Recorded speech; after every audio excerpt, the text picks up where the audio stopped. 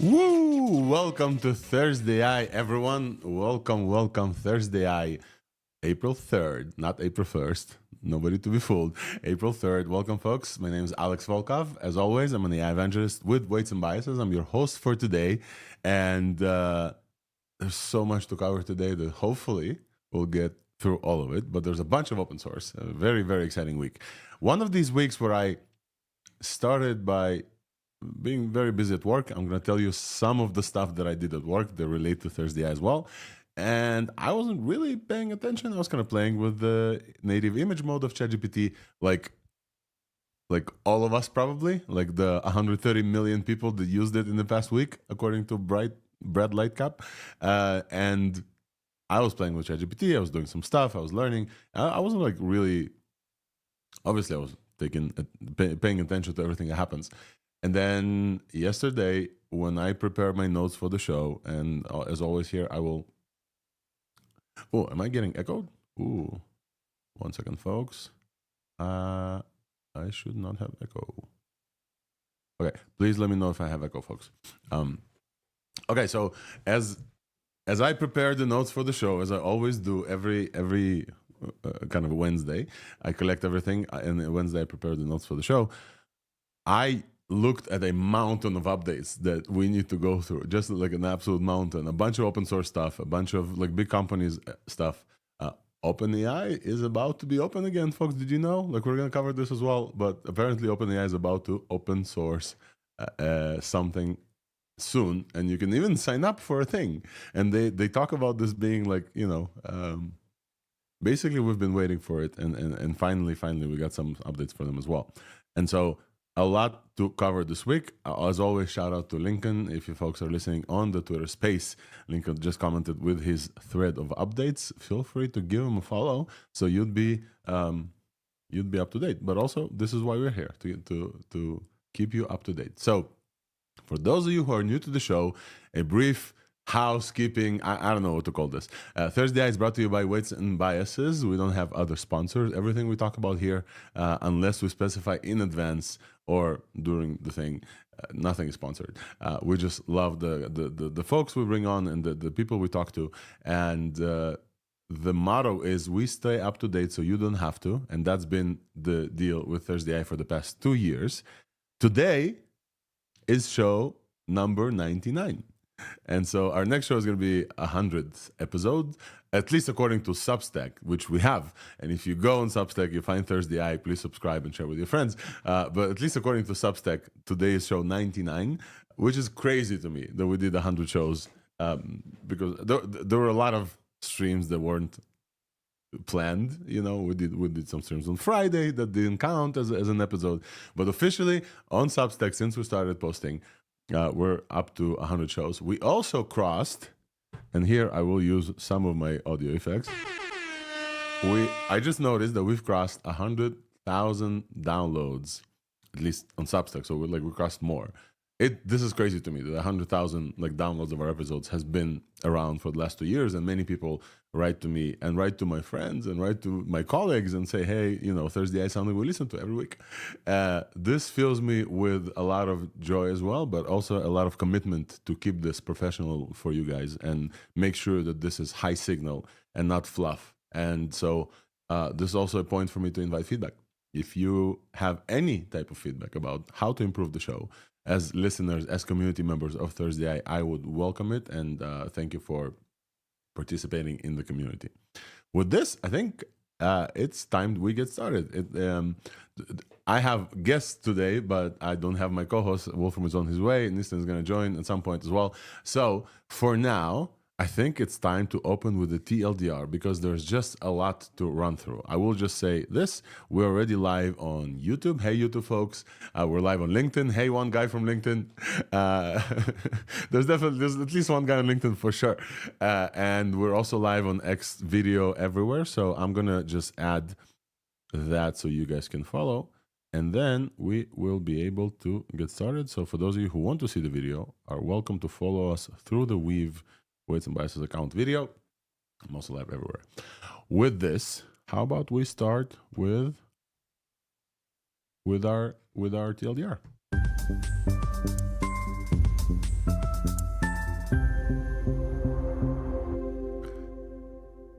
All right, folks, we are at the TLDR. So this is everything we're going to talk about outside of breaking news. Okay, so we will also have breaking news, but this is everything that we're going to talk about on Thursday. And so I want to run through this just in case you won't be here for the next 2 hours or so. So you don't want to miss any part of this. Everything also will be in the show notes as well. All these links, I'm sending them every week in the show notes on thursdai.news. So if you're missing any part of that, you shouldn't be worried about, oh, I don't have a link. All the links and everything you'll receive in your inbox if you're subscribed. So I recommend you subscribe to this.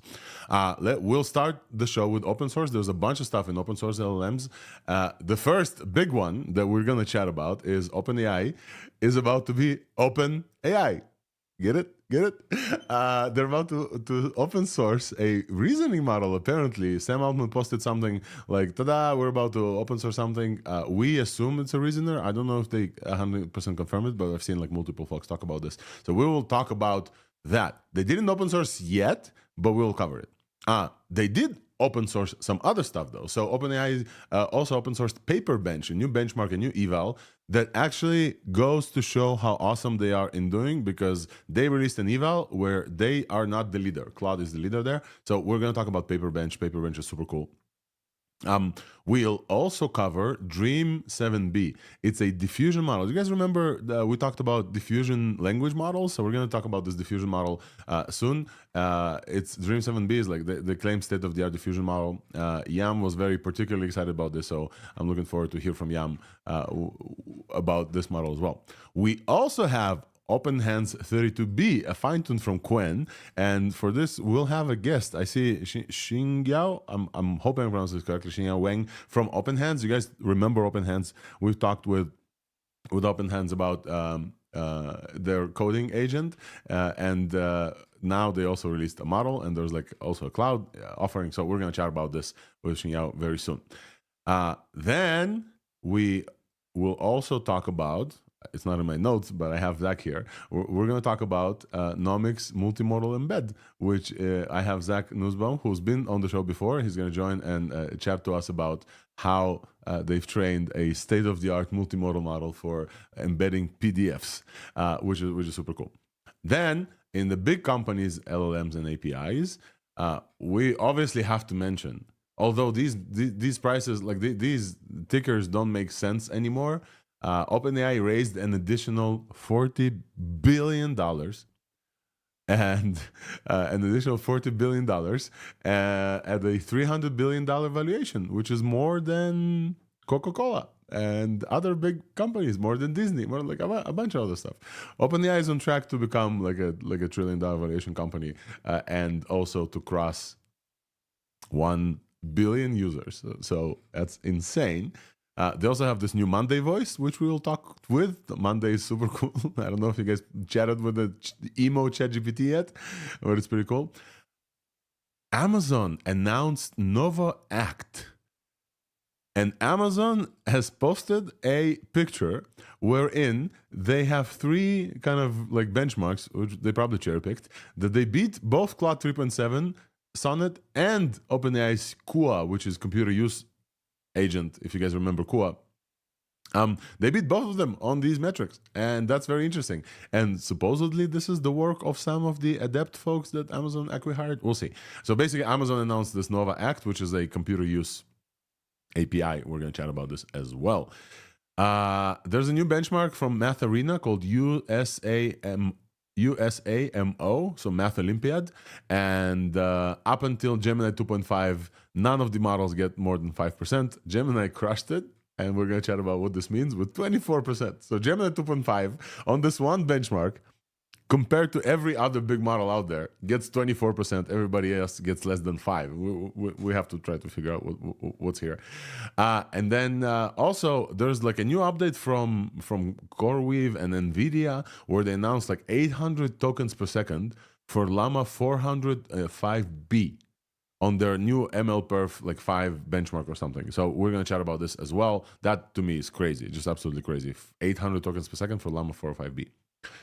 In this week's buzz, I now call this week's buzz MCP coverage as well, because to me they're combined. We're leaning so hard into MCP, and I want to like just keep telling you about this. I have an update. I have a request for you as well. I have a whole story to tell you about MCP in this week's Buzz, something that I'm leading personally in Weights and Biases, and I'm very, very excited about, and I really want to share with you.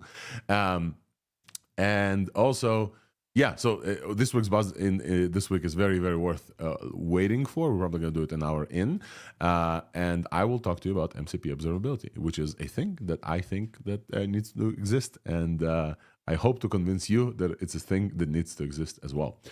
Vision and video category has been crazy this week because Runway started this week with announcing Gen 4, and Runway has been in the video generation game since Gen 1, Gen 2, Gen 3. Gen 4 looks absolutely ridiculous, and we'll show some example videos. It just looks so good, and I've seen a lot of creators already play with this model. Do you guys remember Omni from ByteDance? My video went viral, but like if you were on the show, you may remember the excitement that we've talked to about like there's Albert Einstein that they took down. So Omni is this like avatar creating model from ByteDance that they announced but didn't release. Finally, it's available. It's available via the Dream.ino website, and we're going to chat about that. But not only that, there's another contender that we haven't talked about called Hedro Labs that I've used. And recently, many people use as well because they want to animate their image generation from ChatGPT. So I'm going to show you both OmniHuman and Hedro Labs and show you kind of the comparison that I think is worth looking at. Now, basically, both of them receive an image and some audio, and then they generate the avatar. So it's not like a lip sync where you take a video. And then we also want to, in this era as well, we want to chat about Mocha from Meta, which is a movie-grade talking character synthesis, and this absolutely looks just insane. Like just absolutely, some of them cross the uncanny valley for me very easily. So we're definitely going to show this. Folks who are only listening, you'll get from the context when you need to tune into the video. So don't worry, you can go about your day and just listen. Once we get to the video though, this specific segment, vision and video, is going to be very visual and very obvious that like it's worth watching. So definitely worth watching as well. If you're listening to the podcast, by the way, I have now recently started embedding the live show that we have. So the thing that people are watching right now, hey folks, at the top of the newsletter. So if you are listening to the show and you actually want to see some parts of it, the YouTube show is going to be with chapters, so you can skip to the exact chapter that you want, and that link is on the top of the Substack for you to find super quick. In voice and audio, I have two updates here. Gladia, our friends from Gladia, a French company that does transcription models that always try to beat Whisper, they just decided, they announced that they released Solaria, which is, they call it best-in-class AI transcription model and translation as well. It's super fast. We're going to chat about this as well. And Hylio Minimax Audio Speech O2. That's a mouthful. Hylio AI is a company that has a video model, and honestly, they have a bunch of other models. Their audio, though, I've talked to you about their audio. Their audio, to me, is the best by far. People still think it's 11 Labs because 11 Labs has the better brand, but you guys know that I bring you kind of the nitty-gritty of AI, and Hylio is absolutely much better as far as I'm concerned in audio. They have emotional speech, they have voice cloning that is crazy good, and they have long context as well. So long text, you can send up to 30,000 characters in there. You can generate like almost a whole podcast in there. The voices are crazy, the cloning is crazy, the emotional control they have is unparalleled. So not open source at all, but Speech O2 from Minimax is definitely great. AI art in diffusion, we should just mention that, you know, the whole world became AI artists because more than 130 million people have used and generated over 700 million images with ChatGPT since last week. We're coming up on 1 billion images generated with ChatGPT since last week. And especially in India as well. It looks like India is onboarding super hard on ChatGPT. I don't have any other news in AI art. We'll see if something comes up. But folks who are listening from the AI art community would love to know from you if there's any news that I missed, because I know that this field is very hot. And Oh yeah, I see already. So potentially we'll see like a new Mid Journey today. Thank you, Colleen. There's been talk um, uh, about new Mid Journey as well. Then in the tool section, in the last section that we're going to talk about, I want to shout out our friends from Windsurf. If you guys remember, we had Kevin here from Windsurf talk about Cascade and why Windsurf agents, etc., is better. I use Windsurf since then. I really like it. They added a new bunch of releases, including deployment. So now from Windsurf, you can actually deploy your stuff, which is super, super cool. And kind of they're gunning for the Bolt and the Lovable type of products that we also covered. And then also Notebook LM adds discoverability of sources. So in Notebook LM, the thing that generates the podcast from Google, yeah, you guys remember, you no longer have to bring your own sources. You bring some sources and it discovers other sources for you, which is pretty cool. So folks, this is our TLDR. With this, I want to welcome LDJ to the stage. LDJ, welcome, man. It's been a minute since we've seen you. How are you? How are you doing? Let's jump into the open source stuff. Yep, let's do it. How you been, man? I've been pretty good. How about yourself? Very, very, very good. All right, so I think with this, we're going to start with open source. We're going to invite a few folks here to the stage, but before, we'll just do the open source opening, folks. Let's get it.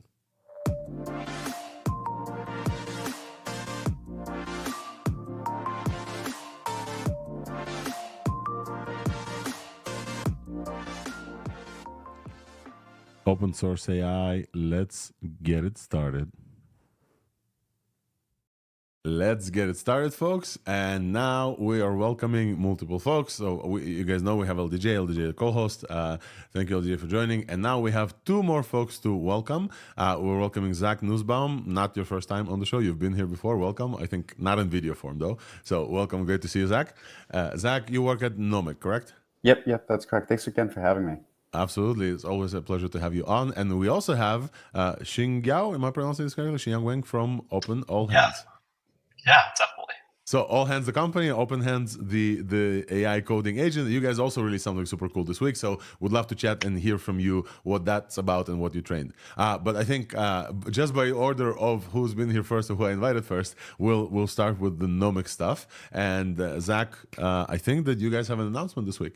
Not the first time that you guys are announcing things on Thursday, but I would love to hear from you directly what we're talking about and kind of like talk through the details. Yeah. Thanks again for having me. Always fun to chat about the cool research that we've been up to and do it on a cool show like that you guys have. But yeah, we released NOMIC Embed Multimodal, state-of-the-art embedding model that allows you to embed image, text interleaved.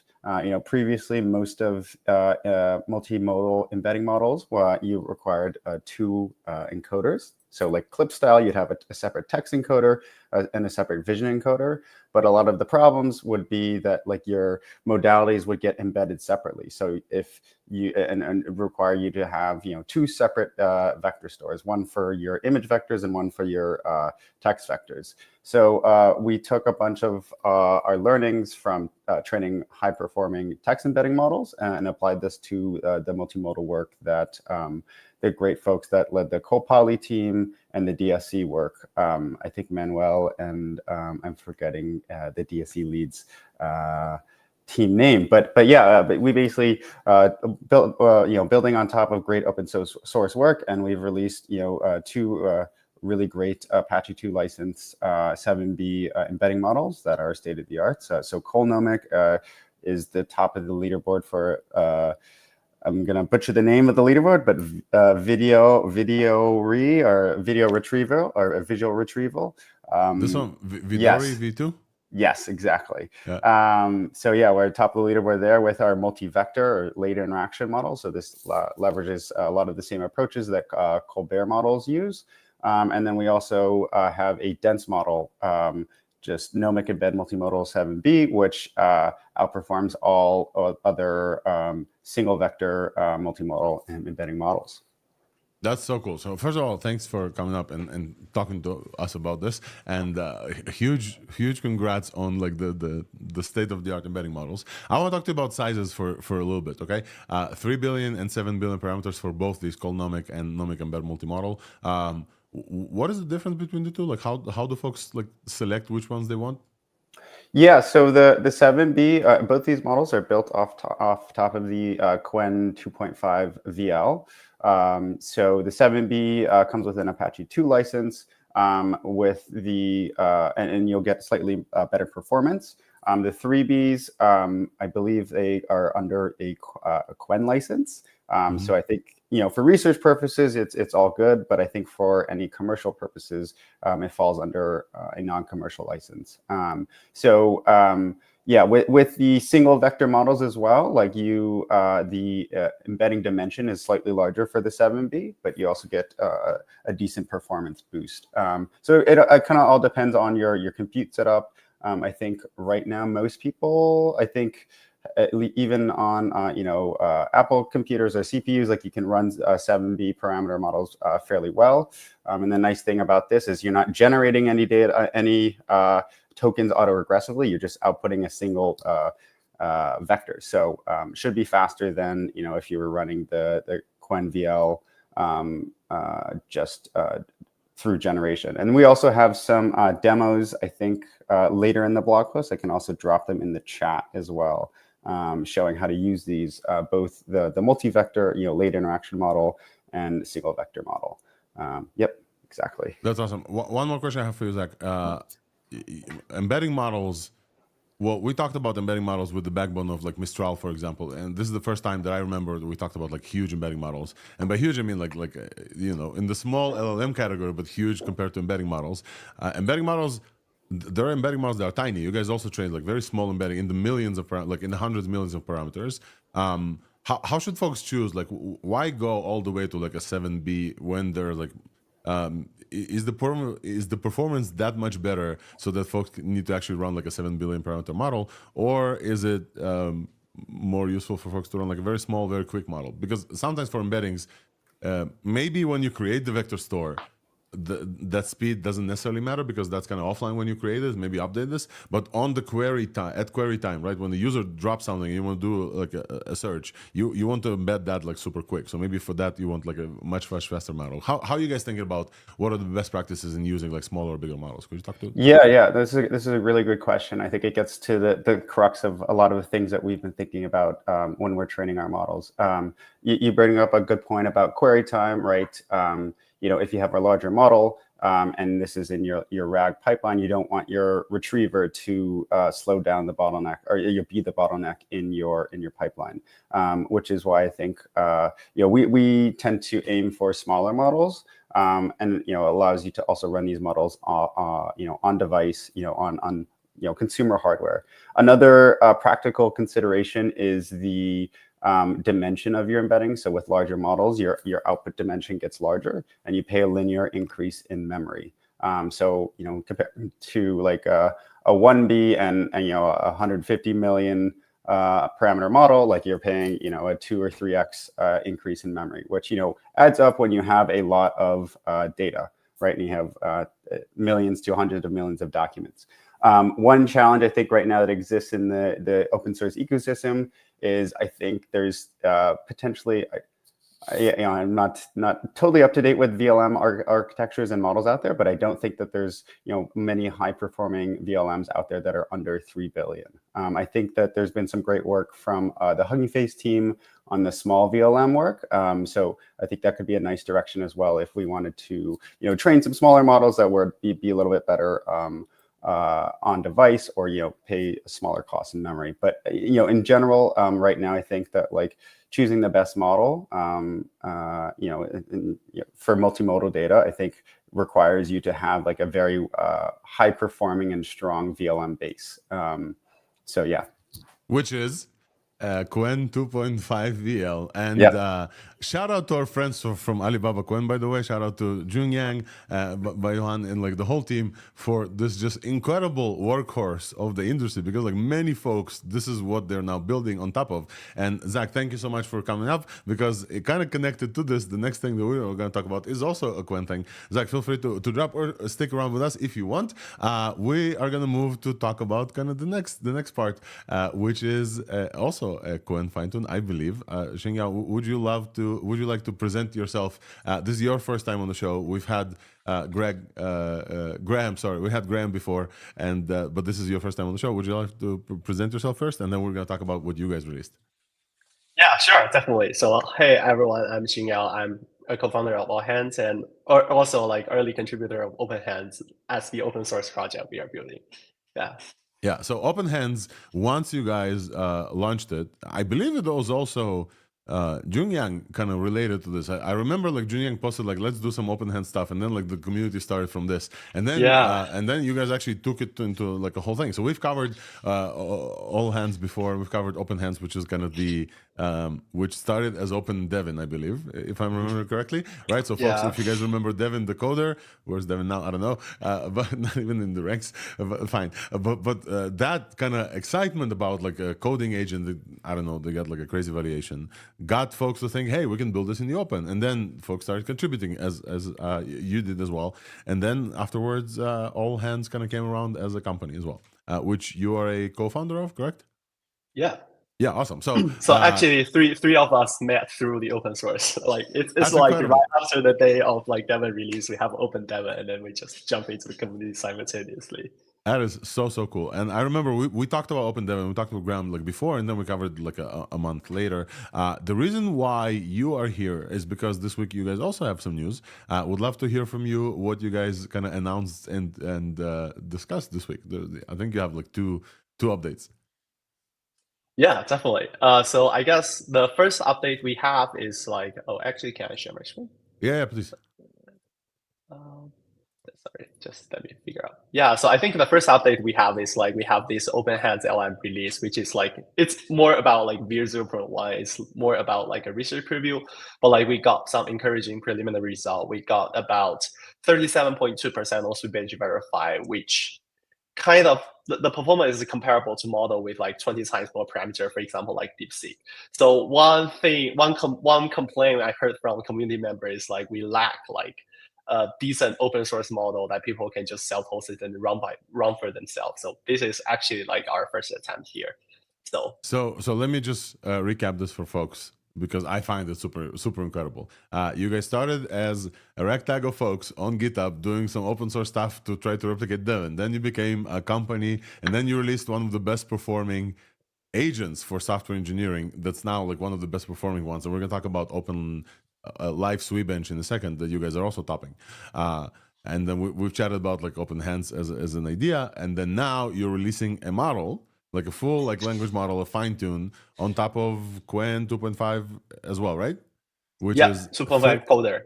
Yeah, 32 billion parameter coding model specifically that gets very high performance on multiple things. So let's talk about some of the parameters. Folks love to hear the numbers. Yeah, definitely. So I think like primary number we are chasing here is specifically on like the sweep bench verify, which we are getting about 37%, 37.2, where for example the latest DeepSeek got about 38% within like the Open Hands harness. So this is more about like customizing the Qwen model towards like Open Hands specific use cases rather than trying to improve like its underlying capability, like from like all dimensions. Yeah. So you're fine tuning. You have a specific benchmark that you're dropping. Are you being careful at not overfitting for this one benchmark? Could you talk about like, because folks always say when there's like one higher param on some eval than others, there's like the scare that some data is leaking. How are you guys being like careful about not having like the sweep bench stuff actually in the training data? Oh yeah, that's definitely a very big concern for people. So actually we have like a research paper called Switching. So this is in collaboration with like some folks at like UC Berkeley and stuff. Mm-hmm. So we actually built like 2,438 real world tasks grounded in GitHub code base. So within this Switching repository, we make sure that there's like no overlap between Switching and Sweetbench. So there's like definitely no like data contamination. We are not training on the test set. So yeah, and then we actually set up like a environment for all of this repository. Basically, we make sure that those unit tests that can run within like the Docker images. So in training time, we simply run Open Hands on a lot of these tasks. And then basically Open Hands will generate a bunch of like agent trajectories and trying to solve the given task. And then by the end, we just run the unit tests to see if some of the trajectory already solves the task, then we just simply train on those successful trajectories. And then we actually, so this was a paper, and then the OpenHands LM release is like simply like a scale up version of the paper. So in the paper, we find that if we are only training with like 500 trajectory on 32 billion model with 32K context window, we can already get like a 13% resolve rate improvement on like the 32 billion model. And then the interesting thing we found is like switching. 32, sorry, let me pause. Could you go back 1 second? 32, yeah. 13% improvement on top of the Quen that's already good at coding, right? Yeah, but I think the caveat there is like the good at coding doesn't necessarily means they are good at a coding agent style task, because coding agent style is like more about multi-turn tool use. It have like some.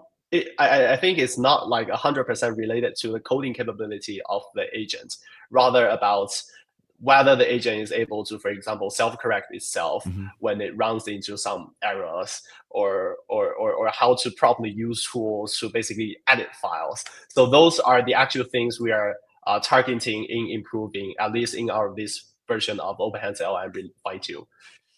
That's awesome. Yeah, I think because we already believe like Quen is like already pretty strong at the generating code. So yeah, I think the distinction is very important, right? LDJ, like we should definitely like pause here and like talk about this.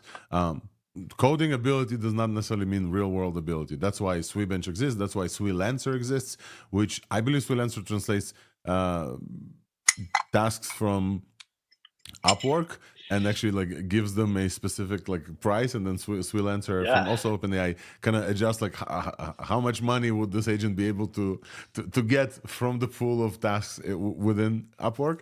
And so I think that like you're absolutely right. There's also like fill in the middle, there's tool use, there's like a bunch of stuff. Xinxyao, I want to ask you, you mentioned you guys are testing for agent's ability or like the model's ability to like self-correct. We are now in the third like expansion laws, whatever, with test time compute, which is basically the ability to like of the model to get the aha moment and realize it's wrong and like try to correct itself.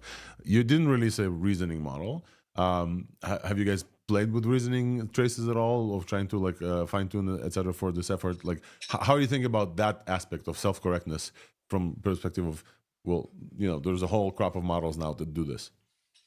Yeah, that's a great question. We actually have like one preprint earlier where we study a bunch of like reasoning models in like agentic context. So one thing we found, at least for now, most reasoning models today aren't really good at agentic stuff. So they are just like living in their own dreams. For example, they would just say that inside their reasoning like context, they will say, okay, I want to open this file. And then they will hallucinate the context of that file, and then just hallucinate, execute a bunch of command, and it successfully solve the task.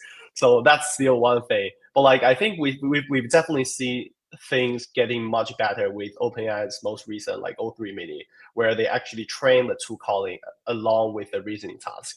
So I think going forward, I think it's the critical thing is like you need to balance the capability from both like reasoning tasks as well as like a tool calling. Because if you're only training on competitive coding as math problem, so the problem of competitive coding and math problem is like the problem description is typically self-contained. Basically, all you need to do is think really, really hard to find a solution. But like for coding agent, you are given a GitHub issue, and the agent actually needs to go out there, go into the GitHub repository and execute a bunch of commands to gather information before they need to start thinking. Yeah. So I think that there is like a gap there. I think we need to bridge them before we can see like the reasoning model become like exceptionally useful for coding agents. So to speak to this, I want to talk about, well, obviously there's the SwiBench verified, which we've talked about. Weights and biases used to be the #1 agent generally on the top there. And now recently this week we've been beaten by a little bit, but those like agents do like multiple traces. You guys have been on the top there as well. I remember, Graham, like you're also still like runners, but there's a new SwiBench like benchmark that I wanted to talk about as well, called Live SwiBench from the folks from LiveBench we covered, supported by Abacus AI. And Live Sweetbench just launched, and it's kind of like a different attempt at these things. And Live Sweetbench has you guys on the second, like almost on top. And all these models, they don't use the model that we just talked about, the all hands 32B. All these models, they use Claude, I believe 3.7 as VLM. And I think this is new, like literally from today. So I want to congratulate you guys on taking the second step here. And the reason why is basically what you just talked about, right? Is because just coding ability is not enough. This is like the instrumentation, the tool calling, the kind of the reasoning, the stuff that you built in maybe with prompts. Could you maybe add more reasons of why you guys are at the top and not like Windsurf, for example? Windsurf is also like doing great work in like agentic stuff. Could you speculate as to why you guys getting average of 46% and let's say Claude Code, which everybody loves, which like Anthropic trained and it's their own thing, gets like 39 on this task, and you guys getting like 46, so almost more than like 7 points difference. Could you speculate as to why you guys are so good at this benchmark? Yeah, definitely. So I think one primary difference between like Sweet Agent and OpenHands versus like other competitor here is like we have like a dedicated runtime, which is like a containerized like a sandbox environment where the agent can actually run command and execute command.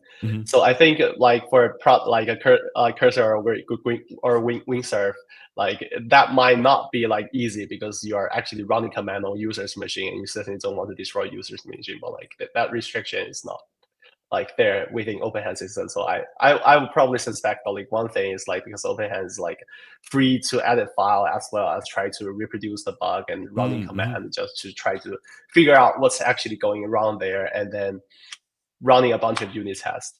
Yeah, and I guess another thing is like we are not.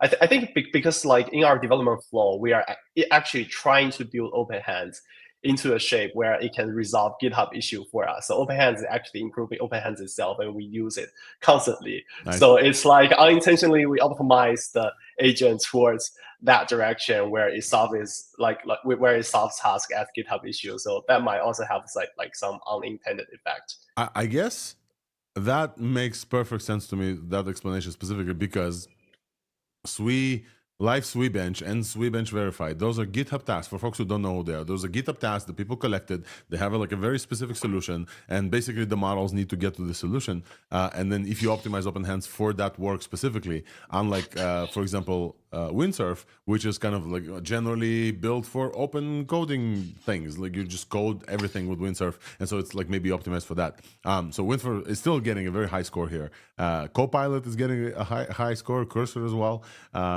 Very interesting that Aider is getting a lower score. Maybe Aider is optimized for like in place in Filament. So one last thing, Xinxyao, you also had a cloud announcement, I believe. I want to give you guys the chance to also announce that, and then we'll move on to other things. But feel free to kind of shout out the friends who worked on this, and then kind of show your thing. That's very welcome here for friends of the pod, which you guys are. Yeah, definitely. So like so now everyone can just like go into like app.allhands.dev. So actually, I'm not sure how I can share that. But yeah, we now have like a. Yeah, let me just share that screen. Just share it in the chat. Yeah, I'll put it on the screen. Oh yeah, awesome. So yeah, now everybody can just log into app.allhands.dev, and then you can just use OpenHands from your browser. We give everybody like $50 in free credits, and there's like a higher rate limit on Anthropic credits, and we have like you are able to kick off like OpenHands conversation with your phone or inside GitHub. Basically, you can just tag it any sort of like GitHub issues, and you just go out and fix it for you, or you can just log into the web and then select a GitHub repo to get started, and then just ask it to like basically fix merge conflicts and doing the sort of like chore stuff you don't want to do it yourself. So OpenHands like was also designed as a journalist agent, but like we just use it to resolve GitHub issues a lot, I guess. That's awesome. So folks, go to app.all-hands.dev, and then you'll get $50 credits. We're not sponsored, we're just like level hands, and they're absolutely one of the best models right now, the best coding agents right now for solving GitHub issues. Definitely go and give this a try. And you also trained your own model, which, what is the license? Just remind me. MIT. MIT Everything's license. MIT. Everything's MIT, which is great. Xinxyao, thank you so much for coming up and talking to us about Thanks for all having your me. stuff. Thank you for coming up. We'll need to move on because we have like a bunch of stuff to cover. But folks, definitely give All Hands a try. Open Hands is like super cool project. Cheers, Xinxyao. Thank you so much for coming up. And we want to welcome Yam as well. Yam, welcome. How are you, man? How are you doing? I'm fine. I wanted to talk to the guy. He did some bunch of stuff, but no time. Yeah. We'll catch him next time. They're friends of the pod, definitely. LDJ, how are you doing, man? What do you think about their effort on fine tuning? Yeah, I've been good, and yeah, I think it's really important to have these different frameworks and not only just continue advancing and using newer coding benchmarks, but also just like in general, yeah, for open hands and all hands. But what you have on the screen now too, I mean, this is really interesting, and I saw this yesterday. Yeah, go on, Alex. I'm just saying that there's folks who are only listening, so let's describe this. I actually am excited to talk to both of you about this specific thing. Yeah, so we want to move on to the Dream Diffusion let's model. Talk about Dream. Yep. Okay, yeah, so this model here, it's called, I think it stands for Diffusion Reasoning Model. I think they just kind of like take the first few letters of each of those words and then they end up with Dream. But they call this a diffusion reasoning model, and apparently, based on these benchmarks that Alex has up on the screen right now, this is getting like on generally popular benchmarks, but they're starting to be less used nowadays because they're kind of so easy for the frontier models. But ARC-E and ARC-C, it's getting like 10% or more compared to models like higher than Qwen 2.57b, higher than Llama 3 8b, higher than Mistral 7b. And even just like in Big Bench Hard, even in benchmarks like MMLU, it's really impressive. Yeah, human eval is also up there, like 60-ish%, almost like 55. But what is interesting about this is that it's diffusion, right? So could you like clarify for folks who are not following this closely, what is the difference between this and like Qwen 2.57b? Yeah, so there's kind of different ways to do language diffusion, but in general, people mostly remember diffusion from the main way that image models are doing things. And so the difference between autoregression, which is what language models usually do, versus diffusion, is autoregression is essentially you have the typical, you're generating one token after another, one word after another, whereas diffusion is kind of much more often doing everything in parallel all at once, and that might look something like in images starting out with a bunch of noise and then doing diffusion steps where for each step you do, it's kind of making the whole image clearer and better and closer to the goal. And here what Alex has up on the screen as well is for language, it's kind of like a bunch of random words or tokens are showing up from different parts of the output. So like things from the last paragraph and the first paragraph all showing up around the same time, and it's constantly filling in the gaps just for each step that happens. I found this, and yeah, I would love for you to chime in because you posted something about this and like how important these efforts are for like filling in the middle. I found this like crazy to me. We're humans, we're sequential. We think about the story like, and we write it like from the beginning of the sentence to the end. That's how we learn, and this is how autoregressive models also they predict like next tokens. This thing just doesn't like.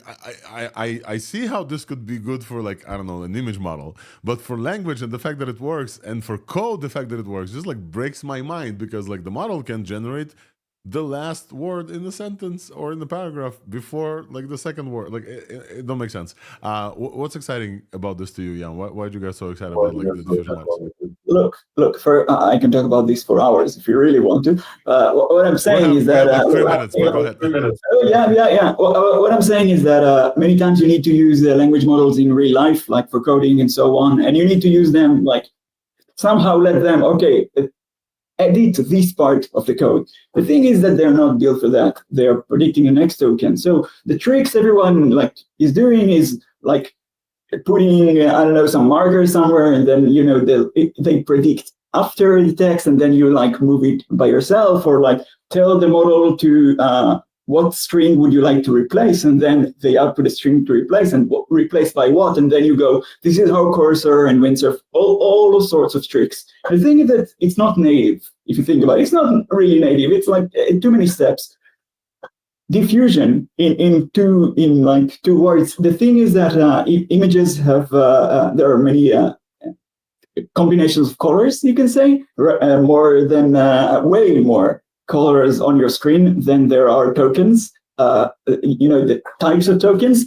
So at the end of the day, diffusion models work well mostly on data which is continuous, like images, like pixels, and so on. When it comes to text, they haven't shown this level of success yet until this paper. And what is interesting about this is that if you look at the results, it doesn't really matter how the results are obtained, like what exactly do you diffuse.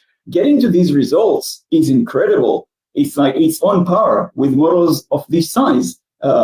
And I cannot stress this enough. There are some projects that are just waiting for someone to back them up, and they're so important. Like, that if they work, they're going to be massive, and this is one of them.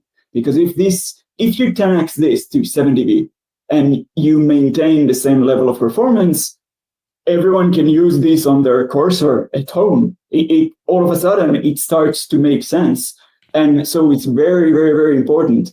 I just want to say it's a completely different concept, and first time where we see some method that starts to shine and might even be competitive.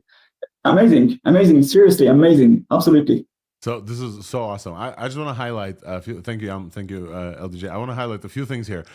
They're beating like other models in this like same category. So Llama 3 8B, Qwen 2.5 7B, Mistral 7B is here, DeepSeek 7B is also here.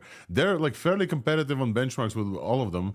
One thing we talk about is like human eval. Human eval here is at 57%, so like state of the art across these like small models as well. Only like Qwen 2.5 comes as close. But they have planning tasks here, and I've never seen those three, but they have a countdown, Sudoku, and trip planning. I just want to highlight the huge difference in Sudoku. Like, okay, for Sudoku, this makes sense to me. Sudoku is like a 3-on-3 grid of like 3-on-3 numbers or something, right? Something like this. People have played Sudoku for a while. Diffusing Sudoku makes perfect sense that you need to look at the whole kind of like thing and plan itself. Like that would make sense. They are solving 81% of Sudoku, and the closest one between the ones that they've tested is Lada 8B diffusion, also a diffusion model, solves 46, and Qwen 2.5 solves 21. So they're solving 81%. I don't know if it's percent, but like 81 points. And Qwen 2.5 solves only 20%. So that's very interesting because Sudoku is kind of numbers, but kind of text, but kind of not. So that's very interesting. Tree planning, they have like also beating a score. So very interesting. As Yam just said, if you guys have GPUs that you would like to contribute to some of these efforts, these folks, reach out to Jiacheng Ye, and we'll add the links to the notes, and then just sponsor this effort. I don't think this is a commercial effort at all. I think it's just like some folks, correct, Yam? So like definitely very, very interesting, and we want to see the scale because we know that with scale, stuff come. And sometimes with scale, stuff appear that they haven't been trained on before, and then you can then use this learning and then port it into smaller models, like we saw with the aha moment from DeepSeek. When they got to this aha moment, and they talked about this in a paper, and they spent a lot of compute to get there, and then suddenly people have replicated that aha moment with under $50 or something. So definitely, if you're listening to this, if you're from a big lab that has GPUs and want to contribute, you have two choices. You can go and give them to Sam Altman that asks for more GPUs. I don't know if you guys saw this. Or you can sponsor some open source efforts like this, like Dream 7B. The thing is, I added it under open source, but I haven't seen the actual model. I don't know, DJ Yam, if you guys see the model. I scoured their blog, and I don't think that they've released the model. So while we did put this under open source because conceptually it makes sense, I haven't seen the model yet. So it's not on Hugging Face. You cannot play with Dream as far as I saw yet. But this is a shout out to the team from Dream. If you're listening to thursdai, if you guys know them, tell them that we want these models in the open source. I think it's going to benefit the whole community. I think we've covered most of it. Yeah, now that you guys are here, we haven't covered the biggest thing in open source in an announcement. OpenAI is about to be, open. Let's talk about this. This is so exciting, folks. We knew about this because Sam Altman posted like a poll, if you remember, and asked if you want a mobile size model, or like the best performing general size. which I think we want both is the answer.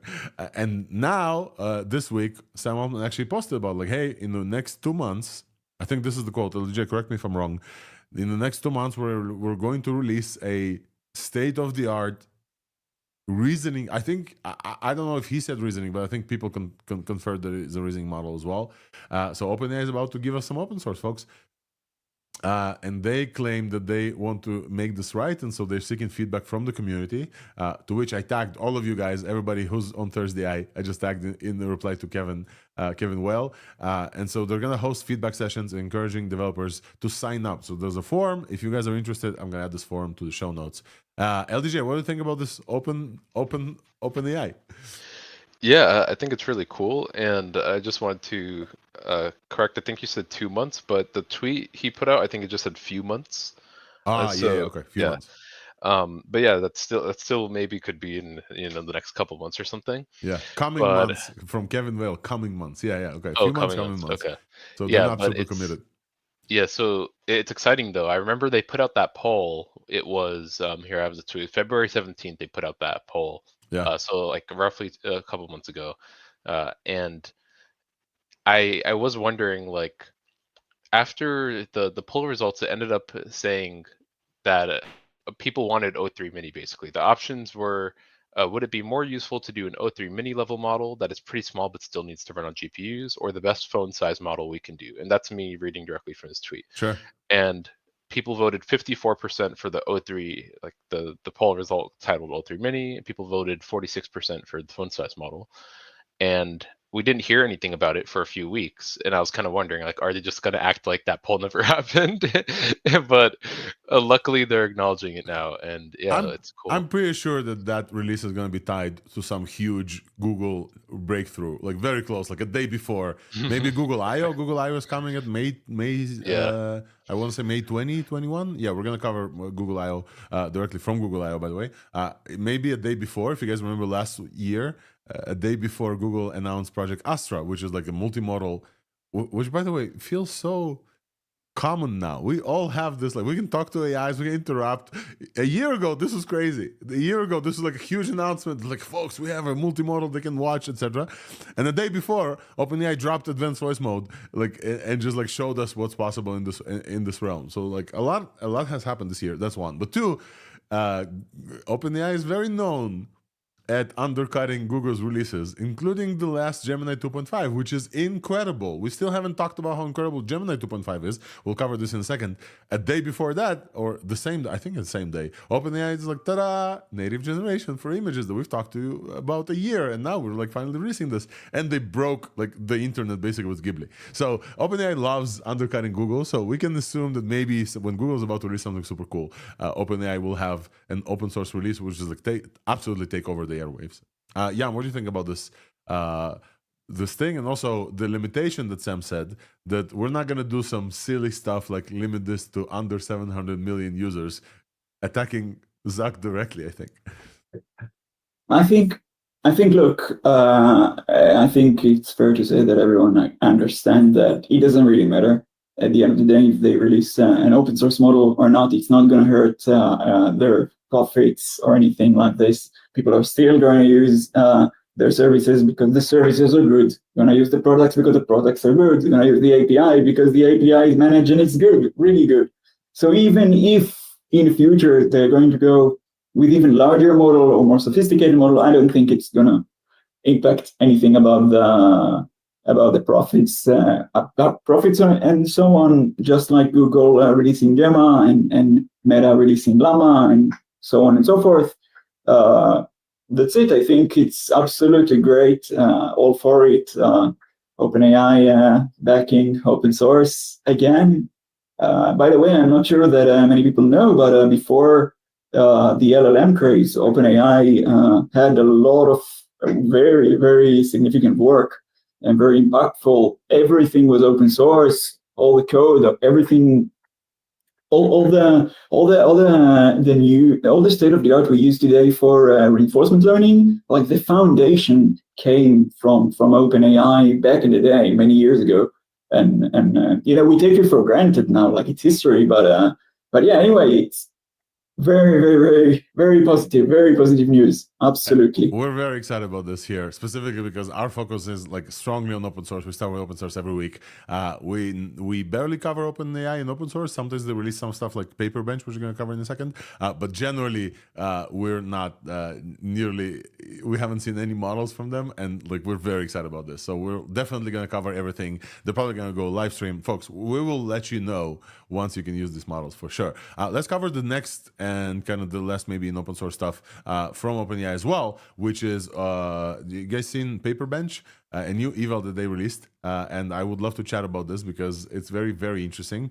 Paperbench is a new benchmark, evaluation benchmark from OpenAI, which I will show in a second on the screen, that tries to replicate evaluating AI's ability to replicate AI research. Yam, as an AI researcher, how does this make you feel? Look, it's not easy to replicate. I think even if you're an AGI, it's not that easy to replicate AI research. I must say that I haven't had the time to read about everything that's going on. With everything that is going on every single day, I just didn't get to this one yet, but it sounds exciting. That's why we're here. That's why we're here. So Paperbench is a new benchmark from them. Agents must replicate 20 ICML 2024 Spotlight and papers from scratch. So they actually from the paper, from like you read the paper, you replicate the code. Wait, and how do you measure this? Like unit tests or something? Like verified unit tests? They have, well, this is a hard benchmark, really. Yeah. Yeah, I'm getting some feedback from you, so please go on mute when I speak. They replicate the papers, and they have LLM-based judges to grade the replication attempts against rubrics, and they also have my favorite thing, which they assess judge performance by creating a separate benchmark for judges. So they actually released meta evaluation as well. So this is like a super cool effort from multiple angles. First of all, there's like 8,316 gradable tasks on several things within the paper. They collaborated with the researchers from ICML with the papers to kind of like try to figure out what would it mean to be better at this task, right? But also they have LLM as a judge to kind of train on the outputs of these people to actually like scale this up a little bit, because like it's impossible. There's like 8,000 tasks there. You're not gonna sit a human and try to like solve all these tasks as well. The thing that struck me the most is that, first of all, it's open source. Not only that, they also released an eval framework called open source called Nano Eval. So a bunch of open source from OpenAI here, and then they evaluated a bunch of frontier labs, frontier models on Paperbench, and the best performing tested agent is 3.5 Sonnet New. So not 3.7, not 3.5 the old one.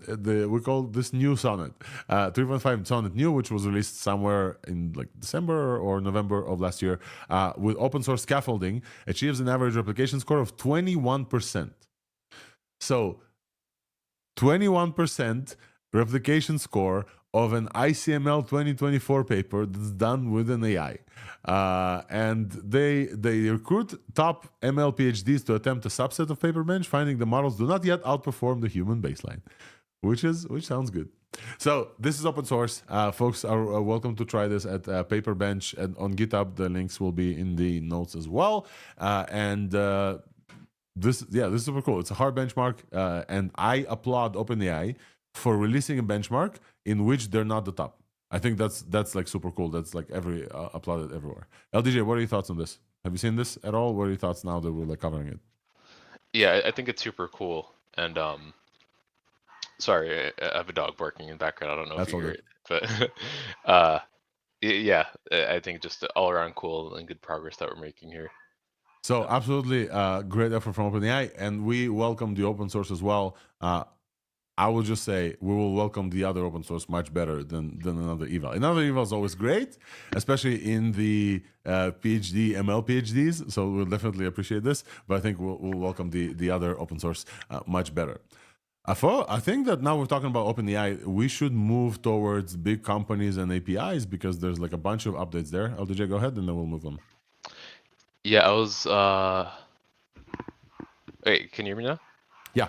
Okay, sorry. I was going to mention the meter paper. I don't know if you brought that up the last Thursday AI, or I think that's really useful to bring up in the context of this paper bench from OpenAI. I don't believe so, but feel free to. Yeah, let's talk about So it. if you just go on my, here, I'll send the link in. Yeah, send the link. Yeah, but I posted something about this on my Twitter. Here. Okay, it's in the side chat. Yeah, we'll open. And this is relevant in the sense of, similar to how OpenAI is kind of measuring like how long does it take humans to do the different tasks and stuff in their paper. This paper also covers a lot of AI research tasks. It covers general software engineering tasks and also just general reasoning tasks. And they measured a bunch of real humans and how long does it take to actually do those tasks. And they kind of even measured things as like, things that take multiple hours to do. And they found a really interesting connection where, for a given accuracy, the rate at which the doubling in difficulty that AIs are able to accomplish doubles every 7 months. And this goes all the way back to GPT-2. Wait, say this again, please, slowly. So the difficulty of tasks that AIs are able to achieve is doubling every 7 months. And when I say difficulty in this context, it's measured as the amount of time it takes a human to do that task. So if you look at the y-axis here, you're seeing, back in GPT-2 days, essentially being able to do 2-second tasks, meaning tasks that take a human 2 seconds to do on average with 50% accuracy. And that's increasing at the steady rate. And then you could see the tasks that they're able to do at 80%, 95%, 99% accuracy is plotted here as well. And this is software engineering, cybersecurity, general reasoning, and ML tasks all together kind of bundle, right? Yeah. Yeah, so I think it's just really interesting. That's super worth cool. Thinking about, yeah. So matter and time horizons. So I'll add this to the show notes as well, dude. Thank you for adding this. I haven't talked about this. Absolutely. This is from a week and a half ago, but we haven't covered this. Thank you for bringing this up. The rate is increasing, and they're just like measuring how fast it's increasing as well. All right, folks, I think it's time for me to reset the show. We're exactly at 1 hour. So folks who are joining right now, welcome everyone to Thursday. We're exactly at 1 hour. We just covered open source. I love when we get to actually cover like a full hour of open source. And we chatted with Xinxyao from All Hands and Open Hands about their new release model. We also chatted with Zach Nusbaum from NOMIC about the NOMIC state-of-the-art multimodal embed. So if you're interested in that conversation, that will be posted on Thursday, the newsletter, the podcast, and actually on YouTube Live as well, if you're interested in that conversation. With that said, with an hour in, we want to tell you folks, thank you for joining. And we usually do multiple other categories. So we also need to talk about big companies. We have vision and video coming up. We may actually talk with some of the researcher from the Meta paper. Actually, I'm trying to bring them on. So until that happens, though, in the middle of the Thursday, usually what I do is I talk about this week's buzz. This week's buzz is a category where I actually cover weights and biases stuff. Usually in this week's buzz, I let my co-host go and have a smoke break or whatever. Not this week. This week's buzz is now attached with MCP stuff. And Yam, I know you've been getting into MCP, getting excited, and I know that our listeners as well. This is like a big thing. So I will absolutely love for you to just like tune in and listen to this. For folks who are listening in, this week's buzz this week is something that I specifically spearhead at Weights and Bias. I would love for you to hear what that's about. So let's get started. Let's do this week's buzz.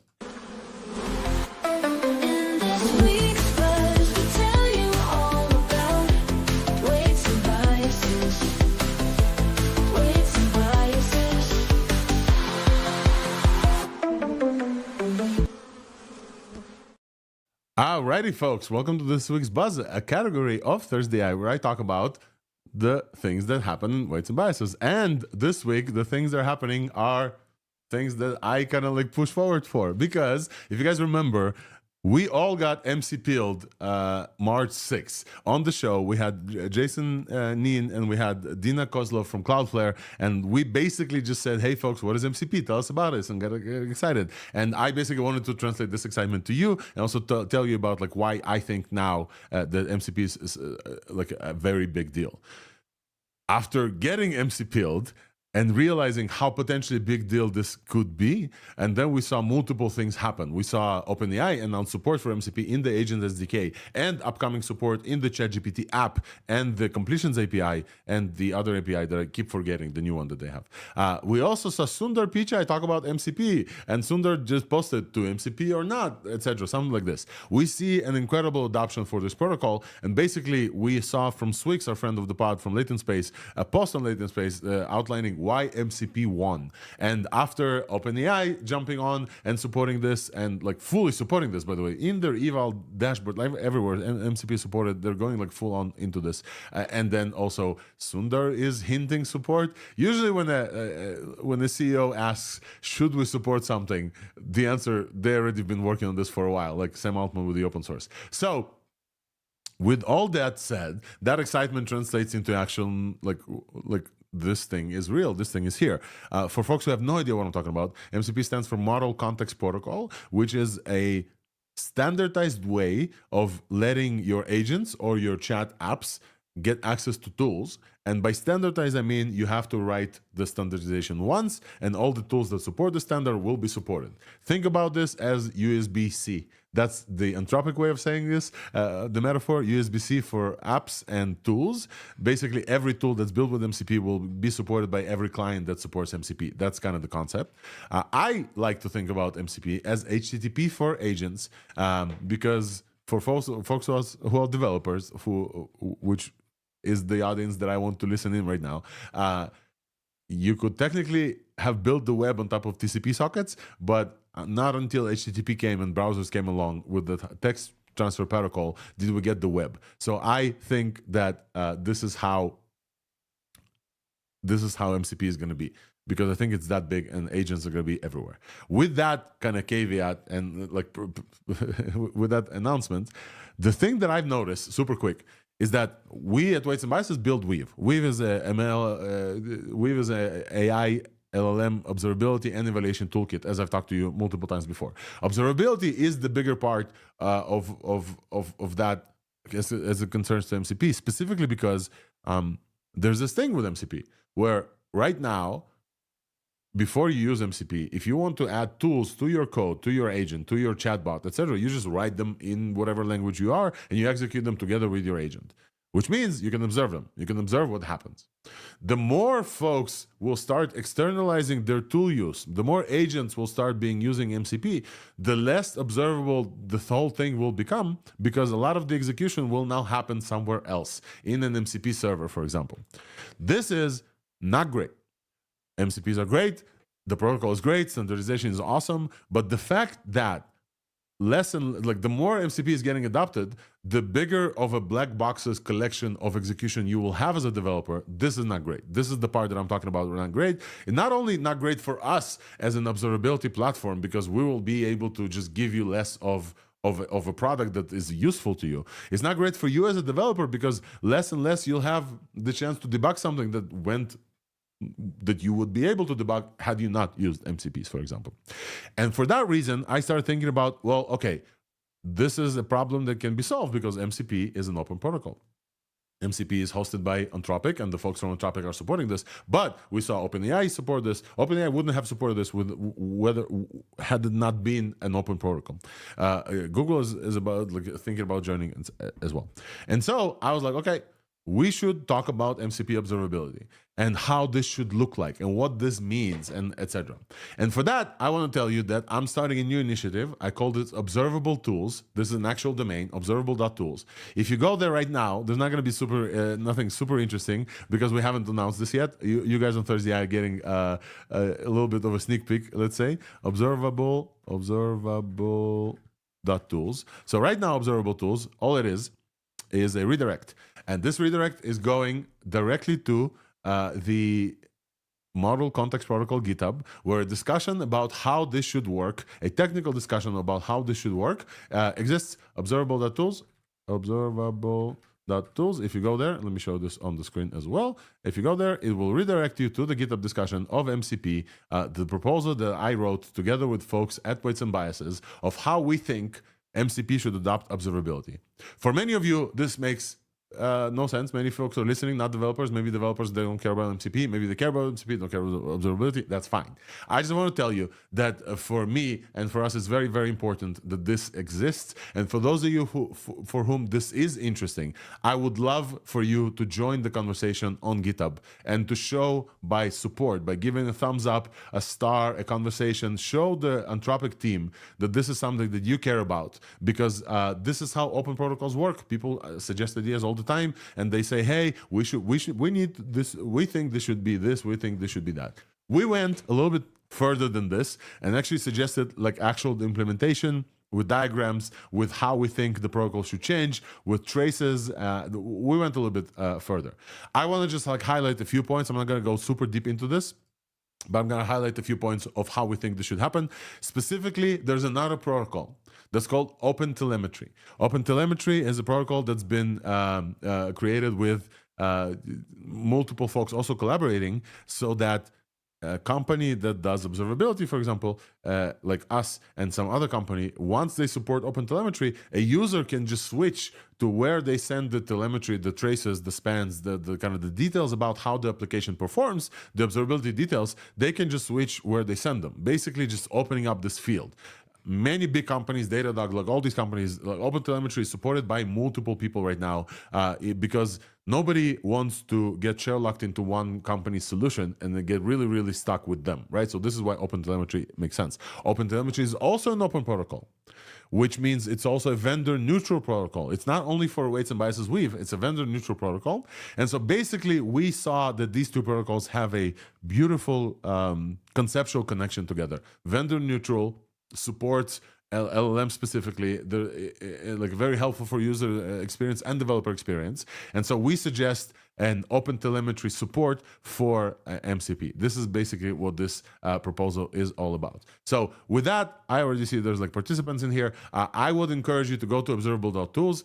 We will post a manifesto next week. Look out for that. I don't want to show you a sneak peek, but I really do want to show you a sneak peek. We work on something super cool for the manifesto, and this will go live next Monday, so I'm not going to spoil the surprise, but please follow for this to kind of like to join. I encourage you to join the discussion. I encourage you to also participate, give thumbs up, and kind of like generally help us let Anthropic know, and generally folks who work on MCP know, that this is something that we think is needed. This is something that we are very excited about, and we think that the developer experience will improve. There's also a thing about MCP security. Recently, Yam, I don't know if you saw this, but there's like a few posts about if you install MCP tools, you're basically giving them access to your computer if you're running them like locally. If you don't know what they're doing, and they could do a bunch of stuff on your computer without you even knowing about leaking your secrets. Like there's a bunch of stuff that like in every new field is like scary. So we believe that observability is also good for security part as well. I'm very excited I'm leading this effort within Weights and Biases. I really encourage you as a community to just like join and participate and give comments and also discuss this and let us know, let Anthropic know how you think this should be happening. We haven't implemented anything, so this is like open discussion.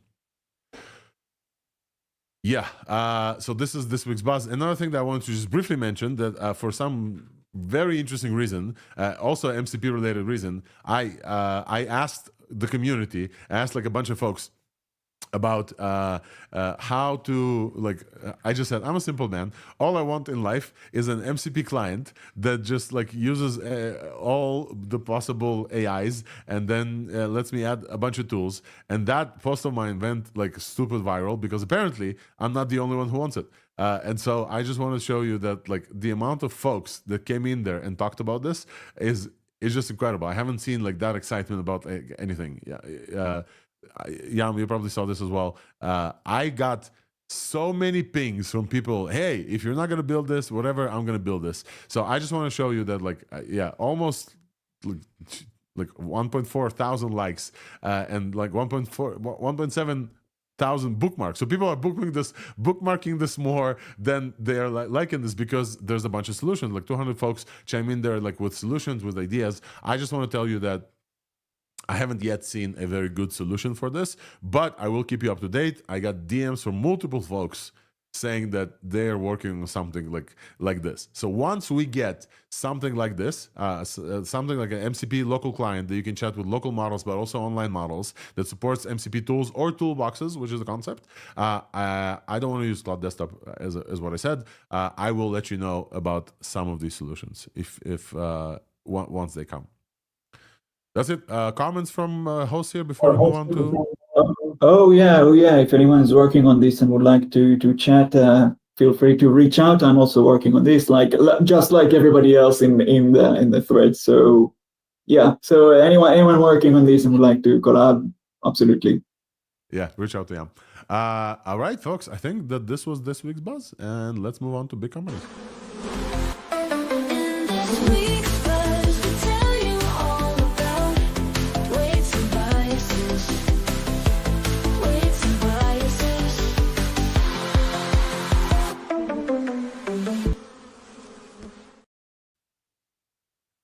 So we're back from this week's buzz, and now we need to talk about big companies and APIs and different things that they have announced. And we will start with OpenAI as well, because OpenAI just had this great week. OpenAI announced a new funding round that we should talk about. This is a tiny funding round from SoftBank. $40 billion additional funding for OpenAI. That's a B, not an M.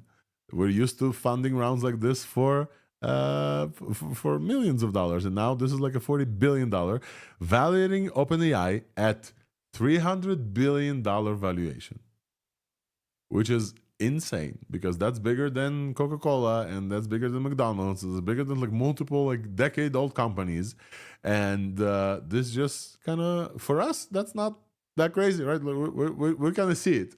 If AGI is coming, this is gonna take over. ASI is coming after that. This is gonna like absolutely take over. They're building the frontier. Like to me, it's not that crazy. What do you guys think about this like valuation run and like additional investment? Yeah, I think it's pretty impressive, and I think surprising to at least some people of the rate at which they're kind of like starting these new raises. Like I think it was just like I think less than 6 months ago that they announced like a $5 billion raise or something around there, right? Yep. What you mean $500 billion for Stargate? No, even before that, like just a couple months before that. I mean, like specifically for OpenAI. Yeah. So they keep raising these funds. This one is the last one is from SoftBank. And I think that the excitement about the last updates also with the image generation, I think like is highlighting how much interest is there. I've seen a few, I don't know, DJ, if you saw these, the diagrams of like how many people search for OpenAI and like the growth. And like the growth kind of stagnated, and then now it jumped like significantly up as well, probably because of the image generation. They are growing like crazy in India as well, enough so that some Altman posts images of him giblified playing cricket. I don't know if you guys saw this. Yeah, I just put the link to I found it. So it was in October that OpenAI last raised 6.6 billion, and then now they have this 40 billion round. And Stargate, to be clear, the Stargate initiative, it seems to be set up as its own company technically, and I think they stated OpenAI has equity in Stargate, but it's technically not funding of OpenAI, even though it is basically OpenAI's compute. Yeah. So in this announcement, they mentioned that 500 million people use ChatGPT every week. 500 million people. I remember last week we talked about 300 million people. That keeps growing. Sam Altman mentioned something crazy because of the image generation. He said when ChatGPT launched, they added 1 million people in like 5 days, the first 5 days. They just onboarded new 1 million people in an hour because of this image generation, which is like just absolutely insane. And I love the fact that like when we started, I'll just remind this like for a second. When we started thursdai 2 years ago, I named myself AI evangelist because like you needed to evangelize AI. Now we're getting to a point where like 1/8 of the world is about to use AI, if not already, like every week, which is absolutely insane. So shout out to OpenAI's and the launch.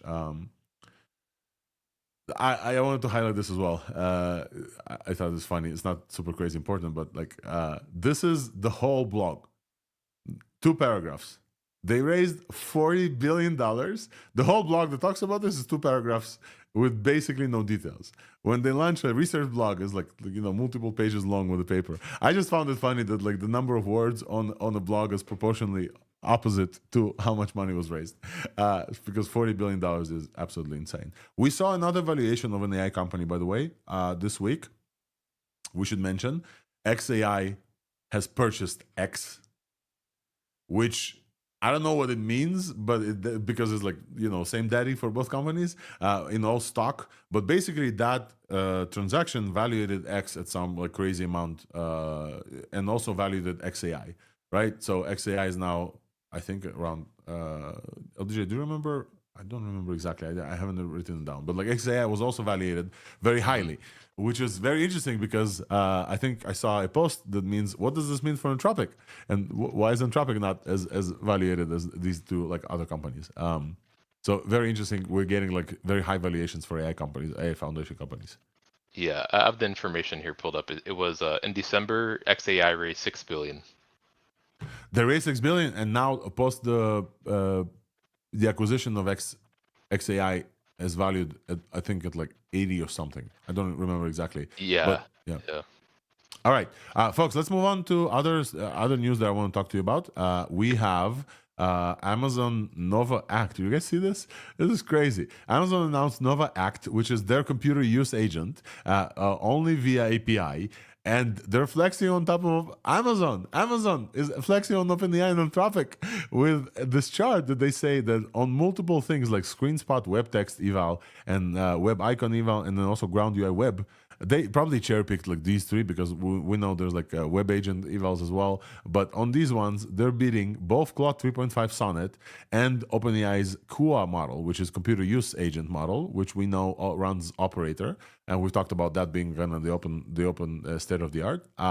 They're beating both the foundation labs with this model, with this Nova Act model.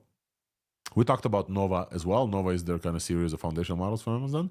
Nova Act specifically is computer use actor. And so very, very interesting. There's an SDK that you're able to sign up to get. I tried to sign up and I get like 7 different captchas in the middle, so very Amazon, but fine. So it's not like an open model, but I find it very interesting that Amazon is like playing in this field. And then somebody told me like, hey, Amazon bought acqui-hired Adept. You guys remember Adept, the company that was started by like some of the co-writers of the Transformers paper, and then recently like went through some turmoils, didn't release a thing, promised us like a web agent, didn't release it, blah blah blah blah. Apparently Amazon acqui-hired Adept, so this could be kind of the result of the Adept folks. So I haven't used it. I haven't seen anything. I don't know if there's any more commentary, but folks in the audience, if you used or tried this one, please let us know how this works. Next, may I just drop that like at the moment the leading agent in terms of free use is Claude Code. And you know why this is? The only reason is because it is the only one we can run. So please, if you have an agent and you're flexing on one another and you want it to be popular, just let us use it on our computer. It doesn't have to be open source, anything. It can be through your own platform. It's fine. But we want to test them. We want to know ourselves how good they are. Come on, like Operator and so on. Like, let us use this in ChatGPT. Let us, like Amazon Nova. Come on, let us destroy our computers with Gemini deleting files like I posted. Like, let us. We want to know. We want to play with them. I mean, it matters nothing if you can't play with it, if it doesn't act in the real world. I mean, this is what you're doing this for. It gets you money at the end. Why not? I'm with Yam on this. If you guys at Amazon think that Nova Act is like a state of the art for computer use, let me use my computer with it. I'm with it. I want to highlight a few more things super quick before we move on to the vision stuff, and we actually have maybe a guest to join us afterwards on the vision stuff. So Gemini 2.5. Let's talk about how good this is for a second. Gemini 2.5 was released 2 weeks ago. And then a week ago, we had Tulsi Doshi on the show from the DeepMind team. And she's the Google DeepMind. And she's leading the product for Gemini 2.5.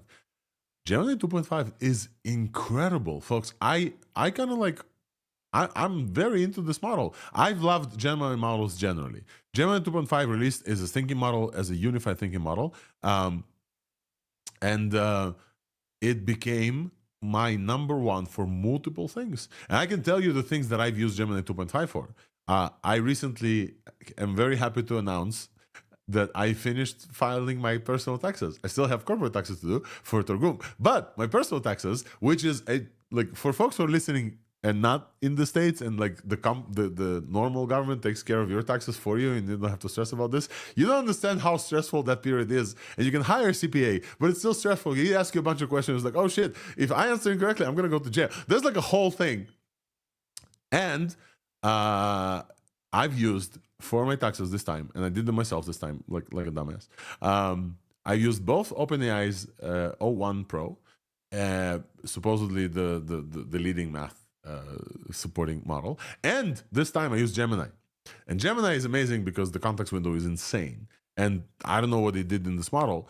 I posted this and immediately deleted this video because I didn't want to expose my personal taxes to the world. But if you post your 1040, which is like the standard for taxes in the US, into Gemini and say, hey, review this. And then you open the thinking process of that. I imagine that this is how a CPA's mind works, because literally you can see the model just thinks about every little paragraph, every little box in the tax code. Like it is crazy. It tries to compare. There's like a bunch of math that you do. There's like, never mind. I don't want to talk about taxes. It's horrible. Sorry for bringing this up. But the fact is, just seeing how this model thinks about taxes, and Google does expose the thinking traces, unlike OpenAI. Let's open them up, folks. Everybody exposes thinking traces. Come on. There's no more there. Google gives you the actual thinking traces of Gemini 2.5, and they're incredible. I sometimes ask a very difficult question, and I go to just the thinking traces, just to see what it thinks. I don't even care about the answer, just about like how the process of thinking is. Also, Grok's thinking traces are amazing as well.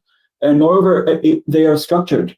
They have a structure. This is, I think, the reason why they are so good at. They have a structure.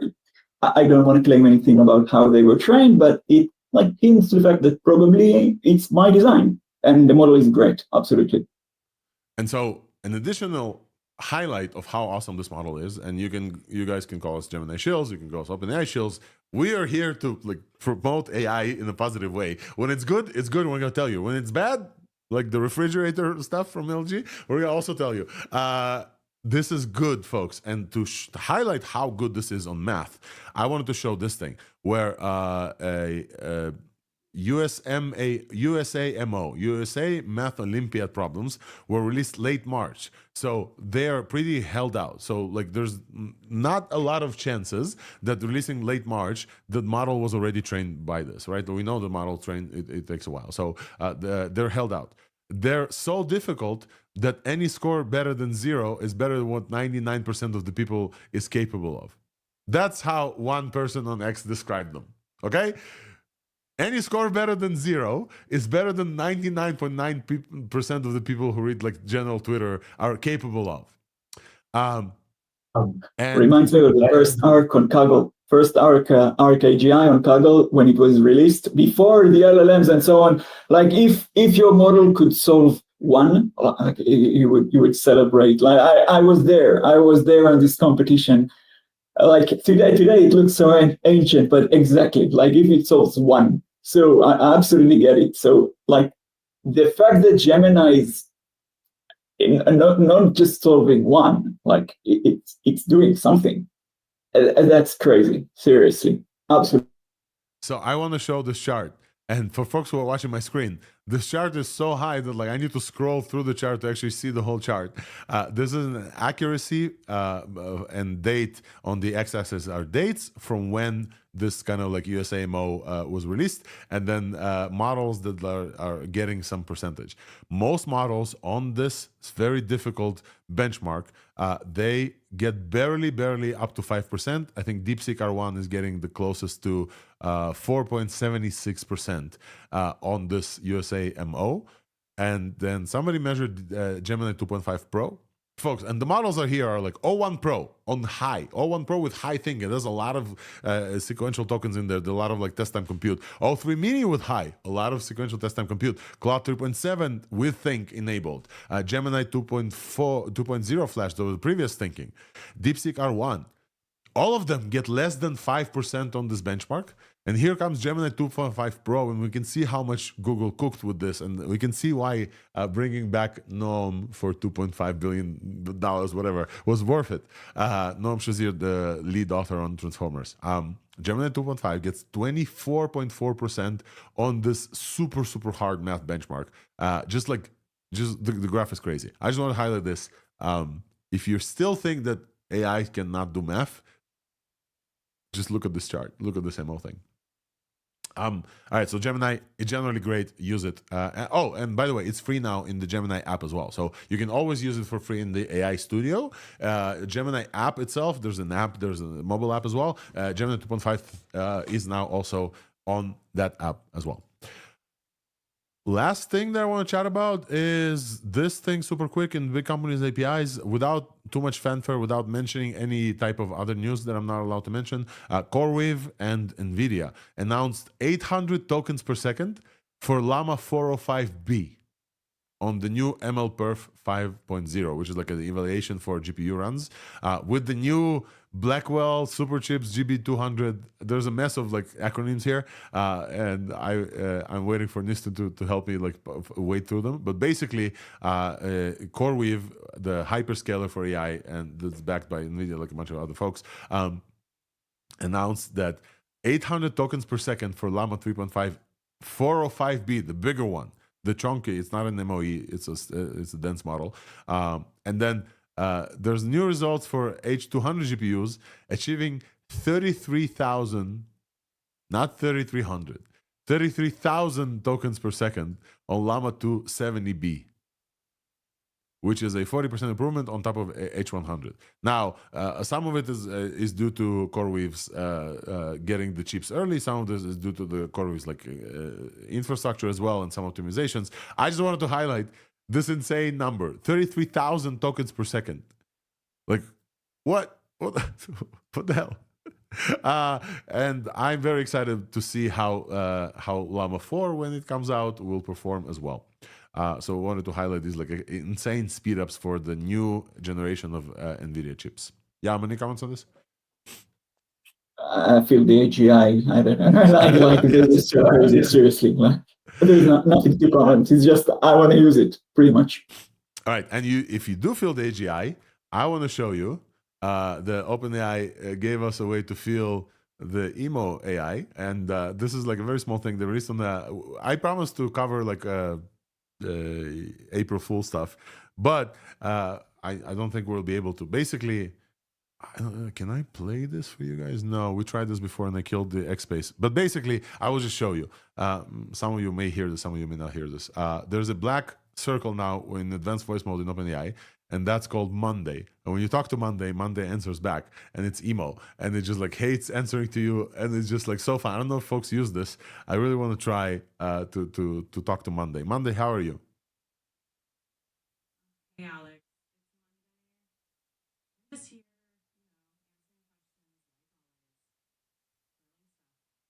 what's up? I don't know if you guys could hear this, but basically, it's a sarcastic voice that answers with just like I don't want to talk to. It's Monday. It's horrible. Like this.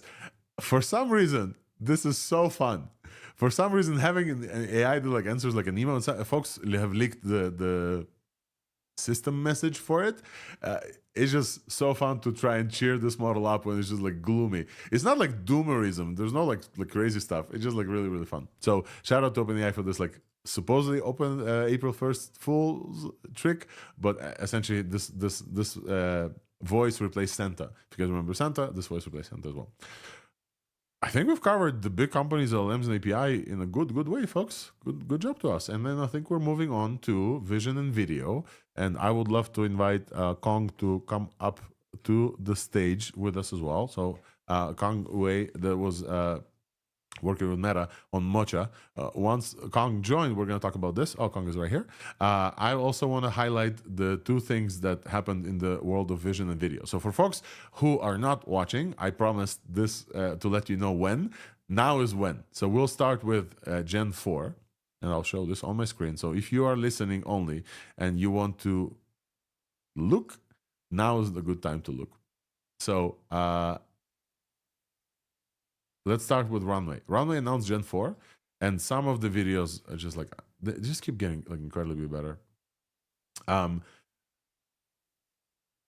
Flapping of wings and birds, like people are building like all kinds of things. I honestly, folks, I'm like running out of ways to like get excited about video models because they just keep getting better and better. In this case, this is like animated stuff that the Runway shows. It's just absolutely incredible. Absolutely incredible. Let me see if I can play this to you guys.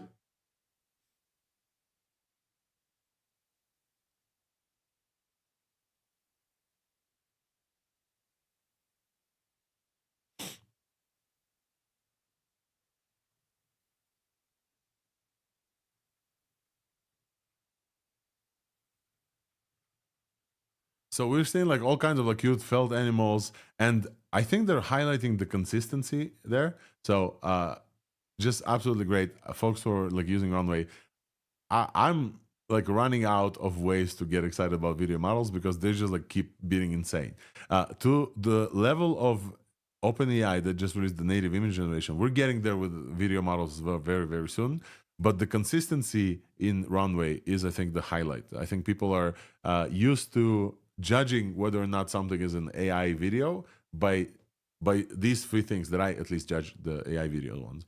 One, it's all shortcuts, very shortcuts. These models usually generate like very short form, maybe 5 to 10 seconds, and so like people cut. Two, consistency between frames is inconsistent, so the same character doesn't look the same in like the next frame, etc. They look a little bit different. That's how we judge AI videos right now. Runway released something that looks incredible, scene consistency. They're rebuilding worlds. So shout out to Runway for this. Now, the next thing that I want to chat about is OmniHuman. Do you guys remember OmniHuman from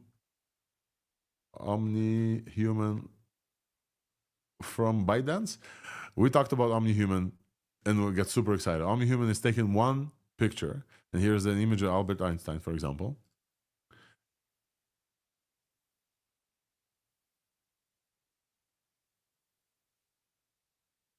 I actually haven't seen this one. They changed it.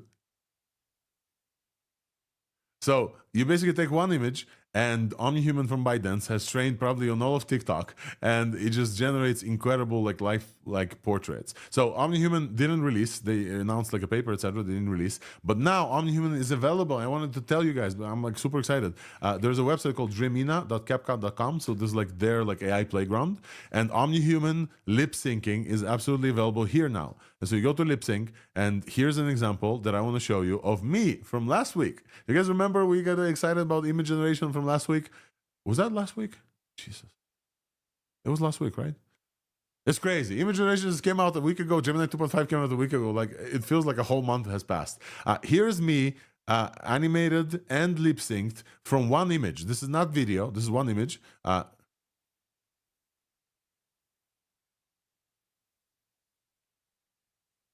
So I don't know if you folks can hear this. Let me see if I can actually show you the thing with the sound, because I think it's very important to see with the sound. Window, no, sorry. For sound, I need this. Yeah, okay. Lumina. And let's see if you guys can see this. Yeah, you can see this. So here's a. Oh no, this is the thing that I don't want to show you yet. Okay. Going back. This is a spoiler for next week. Okay, so I'll share it in the show notes, but I also shared it on X. No, actually I shared it on X. Hold on. So, technical issues, folks, but it's fine. We will get over them. Here. Let's do here. Let's go here, and then let's find. I want to just like play this for you so you'll hear. I'll train.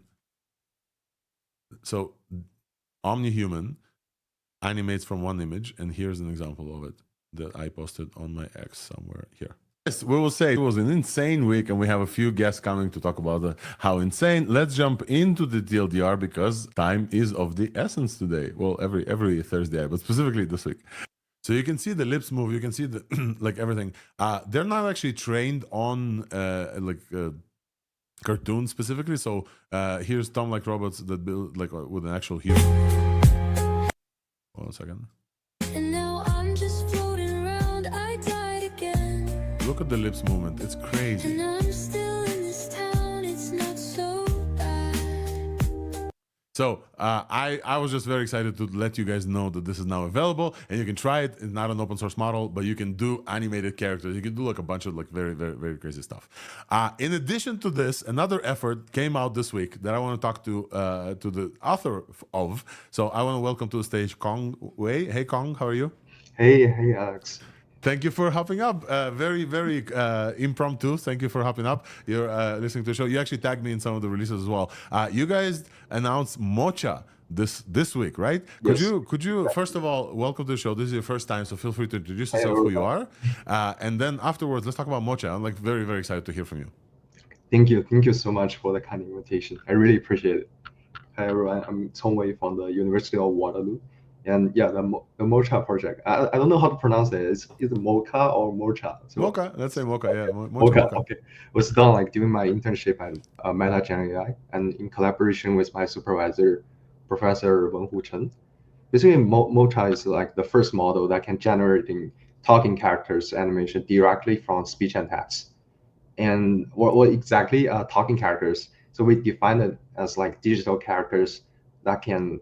They don't just speak, they show emotions and natural body languages and act realistic really in the video, just like human actors in the movie.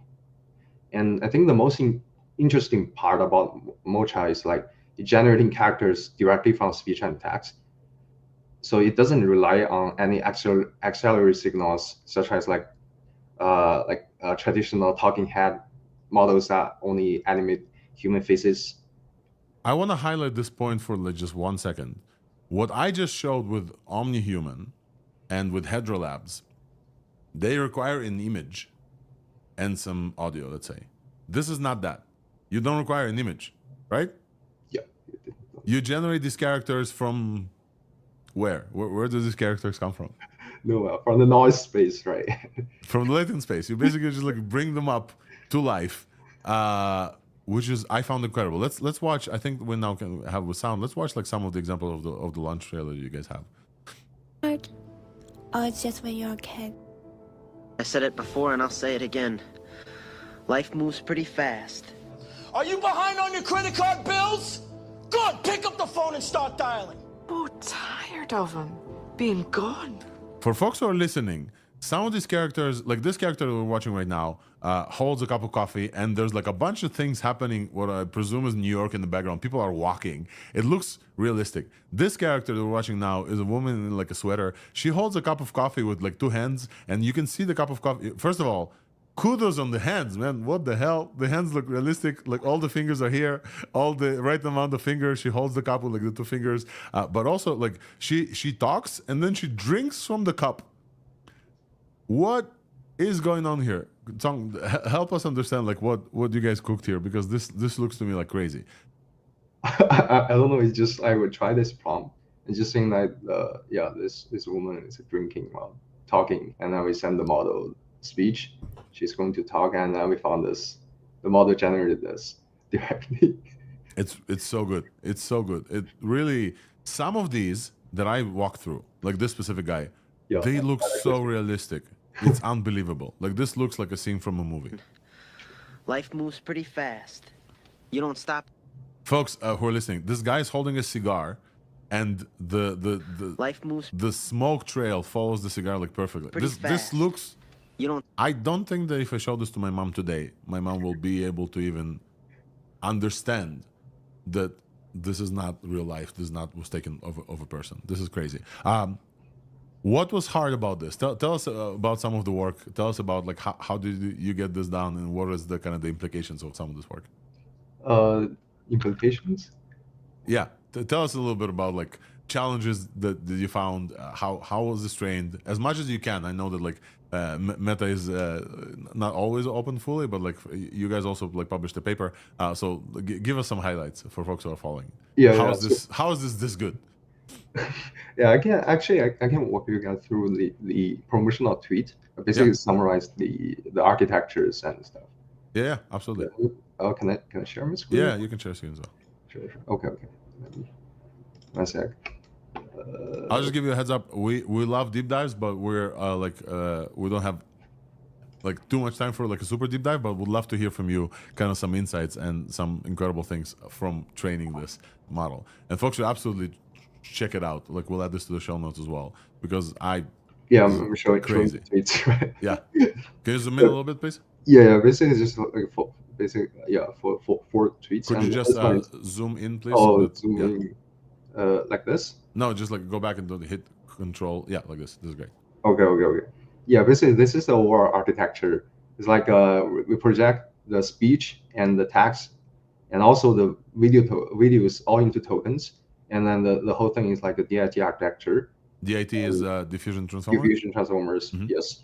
And then we use self-attention for the video tokens and cross-attention for the text tokens, and also a window cross-attention. Basically, I'm gonna describe it later in the next one. And the window attention, cross-attention for the speech, and then and the model directly generating the videos. And I think one thing to notice that the captions, the text prompt is pretty long. It basically highlights the camera shots and then. For folks who are listening, we're watching like a text prompt, and the text prompt is a close-up shot of a woman standing in a modern house, speaking to the camera while facing straight ahead. She has shoulder-length dark hair. The background features sleek modern furniture. She holds a single rose in her hands, gently running her fingers along its petals. The static camera captures her face and upper body. So this is just describe the scene. There's no like text here. Text comes from somewhere else, right? It comes from the sound. Yes, it's independent from the sound. Yeah. But it's pretty detailed. It captures the actions and the appearance. And the next one is about the cross window attention I just talked about. Basically, this one basically we designed this architecture to align the audio tokens with the video tokens. So basically, we found that like the speech associated with like the short-term phenoms, right? And then the text associated with the Intel video. So basically, we introduced a strong inductive bias here. Like for let's say for 1 second video token, it only associated to the 1 second audio token at that time. You should not look at other tokens, other audio tokens, right? Yeah, that's a key here to. When you say the speech and the text, you mean the prompt that describes the scene prompt. Textual? Prompt should describe the entire scene, and then the speech is like literally what it's about to say, and then like the lips. Yes, exactly. Yeah, that's a key here for the Mocha to generating like very accurate lip sync characters. I want to highlight the lip sync is incredible. I've been following this field for a while, like, and I've looked at WAV to VEC, and like I'm looked at like the lip sync and deep latent sync from ByteDance recently released like very good lip sync as well. You guys are spot on perfect. Like I haven't seen any issues with lip sync that I could detect, which is very, very hard. I'm assuming this is because of data, because of something else. Could you speak about like the lip sync stuff specifically? What made it so good? Data could help a lot, and also the architectures. These architectures helps contributes a lot, and also I think the data we use is higher quality. We do apply a lot of filtering stuff. And, yes. And also, like we have like joint training. We're starting from data with like facial regions, and so the model can learn the lip sync quickly instead of like training all the data as like labeled with audios together. Because like in most of the data, like the it's not close-up shot. It's basically a medium shot, and the feature region is like too small in the frame, and then it will be harder for the model to learn. So we're starting from like just gives the model like a square image of the face, and Oh, so you're giving just like the square videos. The square square video of the face talking. Yeah, exactly. Starting training from that. Yes. I want to show more of this if you allow me. I want to show folks because this to me is like absolutely incredible. Let me find a video. Yeah, you want to continue with one more kind of insight? Sure. There's like this one is talking about like we forgot to mention that Mocha can generating like multi-character interactively conversation. Yeah. Sorry about this. It's not only one character. This is like multi-character as well, which is like absolutely crazy. Yeah, basically like the speech signal can implicitly tell the model like when to switch the shot, switch the clip, and the prompt we design like characters. Basically, we're using some tagging mechanism like person 1 and person 2. So basically, like person 1 associated for person with a certain appearance, and then also person 2. Then we describe the first clip and the second clip. In this standard format. The reason we're doing this is because I want to show an example. Sorry, go ahead, continue. But I want to show an example because the example is like absolutely crazy. The multi-character speak. Let's say, which one is your favorite? I like this one. Yeah, this one's good. It's just the people who no one imagines anything of, who do the thing. Oh, there's only one. Yeah, there's only one. It's a bottom. Oh, it's multi-character. Oh, turn-based dialogue. So okay, this one. Let's say. You don't even know me. I'll have the rest of my life to find out. This is crazy. So you took, I'm assuming, sounds from movies. Like these sounds, the segments. Those are like for the demonstration purpose. We're not using them. Yeah, absolutely. But I'm saying like these are like very high produced, like quality. This is Harvey Dent. Famous Bruce Wayne. Rachel's told me everything about you. So we just heard like a little segment of the Dark Knight, probably. Yeah, but exactly. folks are sitting in a spaceship, which is like insane, and they're talking the both turn-based conversations. Kong, I want to ask you about like why is it only 5 seconds? What's going on here? Can this do like longer stuff? The base model is only support 5 seconds, and as an intern, I don't have too much compute to train huge models supporting like 10 seconds or something. But I see. So is this just a function of compute, and generally models can support, the method should work for like 10 seconds or whatever length. Yeah. Wow. Okay. What about consistency from like when I want to generate like multiple things for like a longer video? Is that possible, or? I think it's possible, like because like it works for the 2-person talk, right? And I think there's like another demo, like I think in the website. I don't know. Which one? All right, let's show this and then we'll move on to like we have one last thing to cover. But show me which one that you got. The third one in the first row of the. This one? Yeah, this one is actually you can see like the characters shown. Like, what are you gonna do? I gotta follow my own plan. The characters show on the right side. The next in the second clip. Oh, the first character is shown from the back with the same coat and the same hair. You mean? Yeah, absolutely.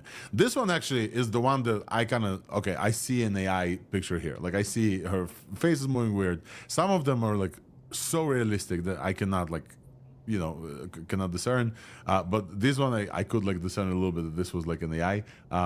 Anyway, Kong, thank you so much for coming up and talking to us about your effort here. Absolutely ridiculous that like I can now fool my mom. Last maybe question here is obviously this is a research preview. Any way we can like test this, try this at some point in the future? Like, are there any plans for productionizing this? Like, what folks that are watching this, will they be able to do generations like this going forward?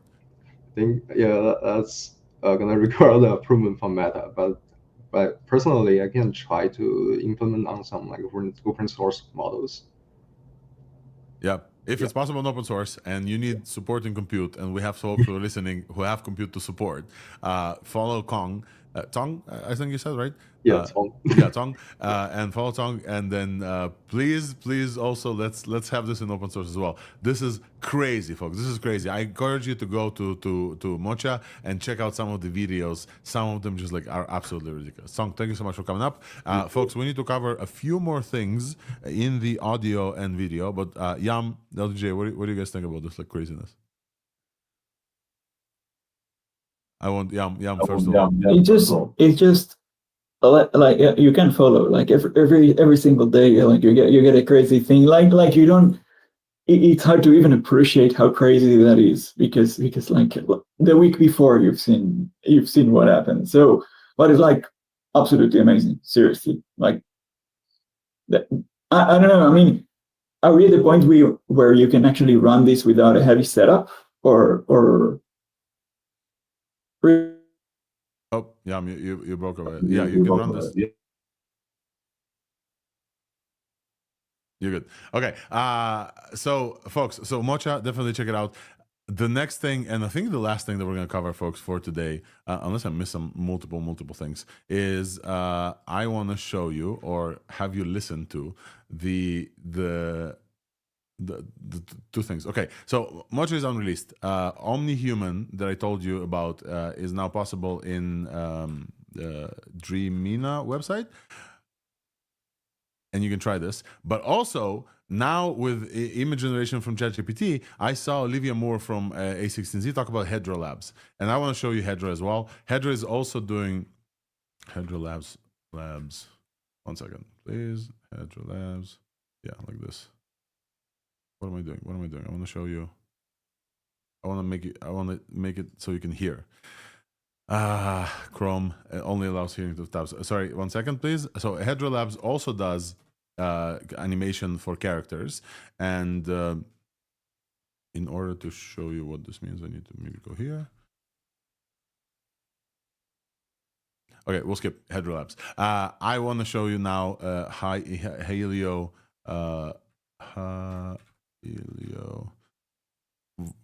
audio number 2. 1 second, please. So we've talked about Minimax, the model, and the video models from Helio AI, and they have released an update to their voice models, and they're just absolutely incredible. I will try to play something for you because just like absolutely remarkable. But for some reason, the technical reasons don't let me do it. We'll generate something. Okay, here's an example. This one, lifelike speech. Okay, this is an example. They added authentic multi-language coverage, 99 vocal similarity is what they claim, 0 glitches in rhythm and studio grade quality, and then they also have like history management. So let's take a look. They have, and we've talked about these models before, and they generate like multiple things. But like speech 2 HD is just like absolutely crazy. You can say, "Hey, folks, welcome to Thursday AI." Let's see if this works.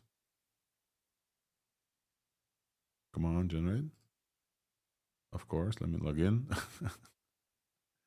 1 second, I'll log in and I'll tell you guys. Yeah, now it works. Generate. Hey folks, welcome to Thursday AI.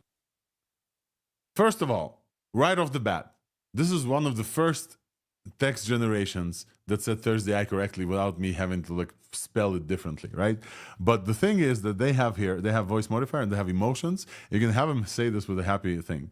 Thank you for tuning in every week. I now made them happy. Hey folks, welcome to Thursday AI. Thank you for tuning in every week. I'm like, they have a voice emotion right thing, and you can try like happy, you can try sad. Let's try surprised with the same voice. Hey folks, welcome to Thursday AI. Thank you for tuning in every week. Nah, not that surprised. Anyway, they have emotion control. The thing that they have though that I love is voice cloning that is crazy good. That's crazy good. It takes a while to do, and because of, I'll just add it to the show notes so you guys will see. But basically, I cloned some voices with this. I've never, like ElevenLabs, nobody comes very close to this. So I just wanted to highlight that this release was there. All of these things together, all of the stuff that we just talked about together come to this point where like everybody can create multiple things right now. You can go to ChatGPT, native image generation, generate whatever you want with any resemblance that you want. Then you can take this into multiple video models and now character models as well. So like Hedra and Omni Human from Dreamina, you can lip sync those. You can generate any voice you want with any person clone you want with the Minimax with like 99% similarity to a person. And then you can take all these and generate whatever you want, basically. And so I think this is a great place to stop our show at exactly 2 hours by saying that the creative space of what folks can do now with AI is incredible. And hopefully some of the tools that I mentioned to you are useful to you to go and generate and do whatever you want. Start with image generation, put it in Hedra, and then generate the voice with Holium Minimax, which is absolutely, to me, state-of-the-art in voice generation. Folks, with this, we're at exactly 2 hours for Thursday. I want to thank my friends here, LDJ and Yam, for joining me as co-hosts. I want to thank multiple guests that we had. You guys know that one of the funnest things that we get to do is talk to the researchers and developers of the things that they released this week. And this week we talked with Song just now about Mocha, which is an effort from Meta, a research paper from Meta to generate movie-style quality characters that talk with lip sync. We chatted with folks from All Hands, which I will now go and remember. Sorry, it's been a long show. Xinxyao Wang from All Hands.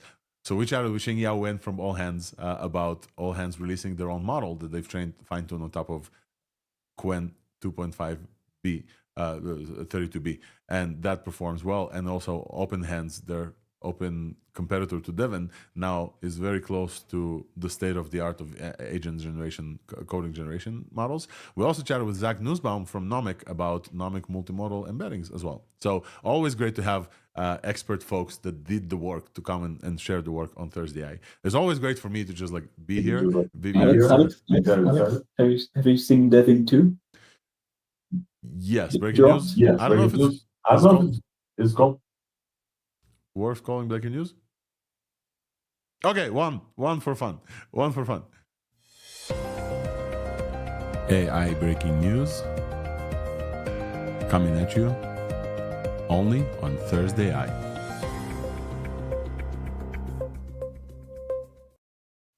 right, super quick, folks. Thanks to our community. Thanks, Yam. Devin was announced. Devin 2. Devin is the AI coding editor that folks got super excited about, and then OpenDevin tried to replicate. They call this a new agent native IDE experience. Are reacting. Oh, breaking news. It's generally available for starting at $20. Devin previously cost $500 a month. So this is now $20 for Devin. New experience lets you spin parallel Devins to take multiple tasks at once. Devin is a familiar VS Code environment. What else is interesting there? Collaborative planning partner. Start with the raw ideas instead of detailed R&D, PRDs. Devin search. Actually, $20 a month. I'll try it. Like I haven't signed up to Devin for 500. It didn't do the work, as we know from our friends from Answer AI. But like $20 a month is actually breaking news. Last but not least, each ACU now goes almost 2x as far. We measure ACU efficiency on internal benchmark of junior dev tasks. So, folks, here you have it. Breaking news. Thanks, Yam. At the end of the show, agent native IDE from Devin, and they cut the price from Teams price for $500 a month to pay as you go, but $20 minimum. So minimum. It could go over. Okay, so just watch your billing, folks. Yam, thank you. Folks, with this, I think is a great point to stop the show. As always, if you missed any part of our show, please go to thursdai.news, all the links to YouTube, to Spotify. Folks, we're almost at 1,000 followers on YouTube. Please give us a follow on YouTube. We're almost there. It's very exciting. YouTube, Spotify, Apple Podcasts, wherever you get your podcasts. If you want any links of the show, the newsletter is going to get posted with all the links in the show notes. Probably today a little bit less of a full newsletter, but still with all the links of everything that we've talked about, basically all my notes converted into note blog post form.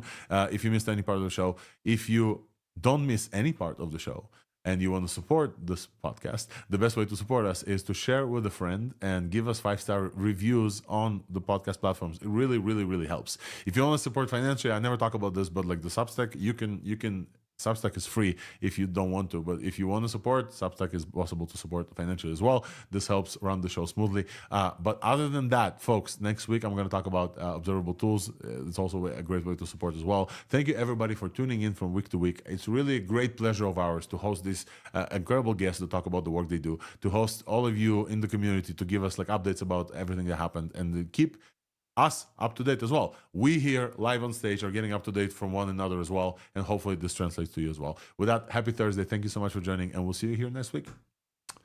Bye-bye, everyone. And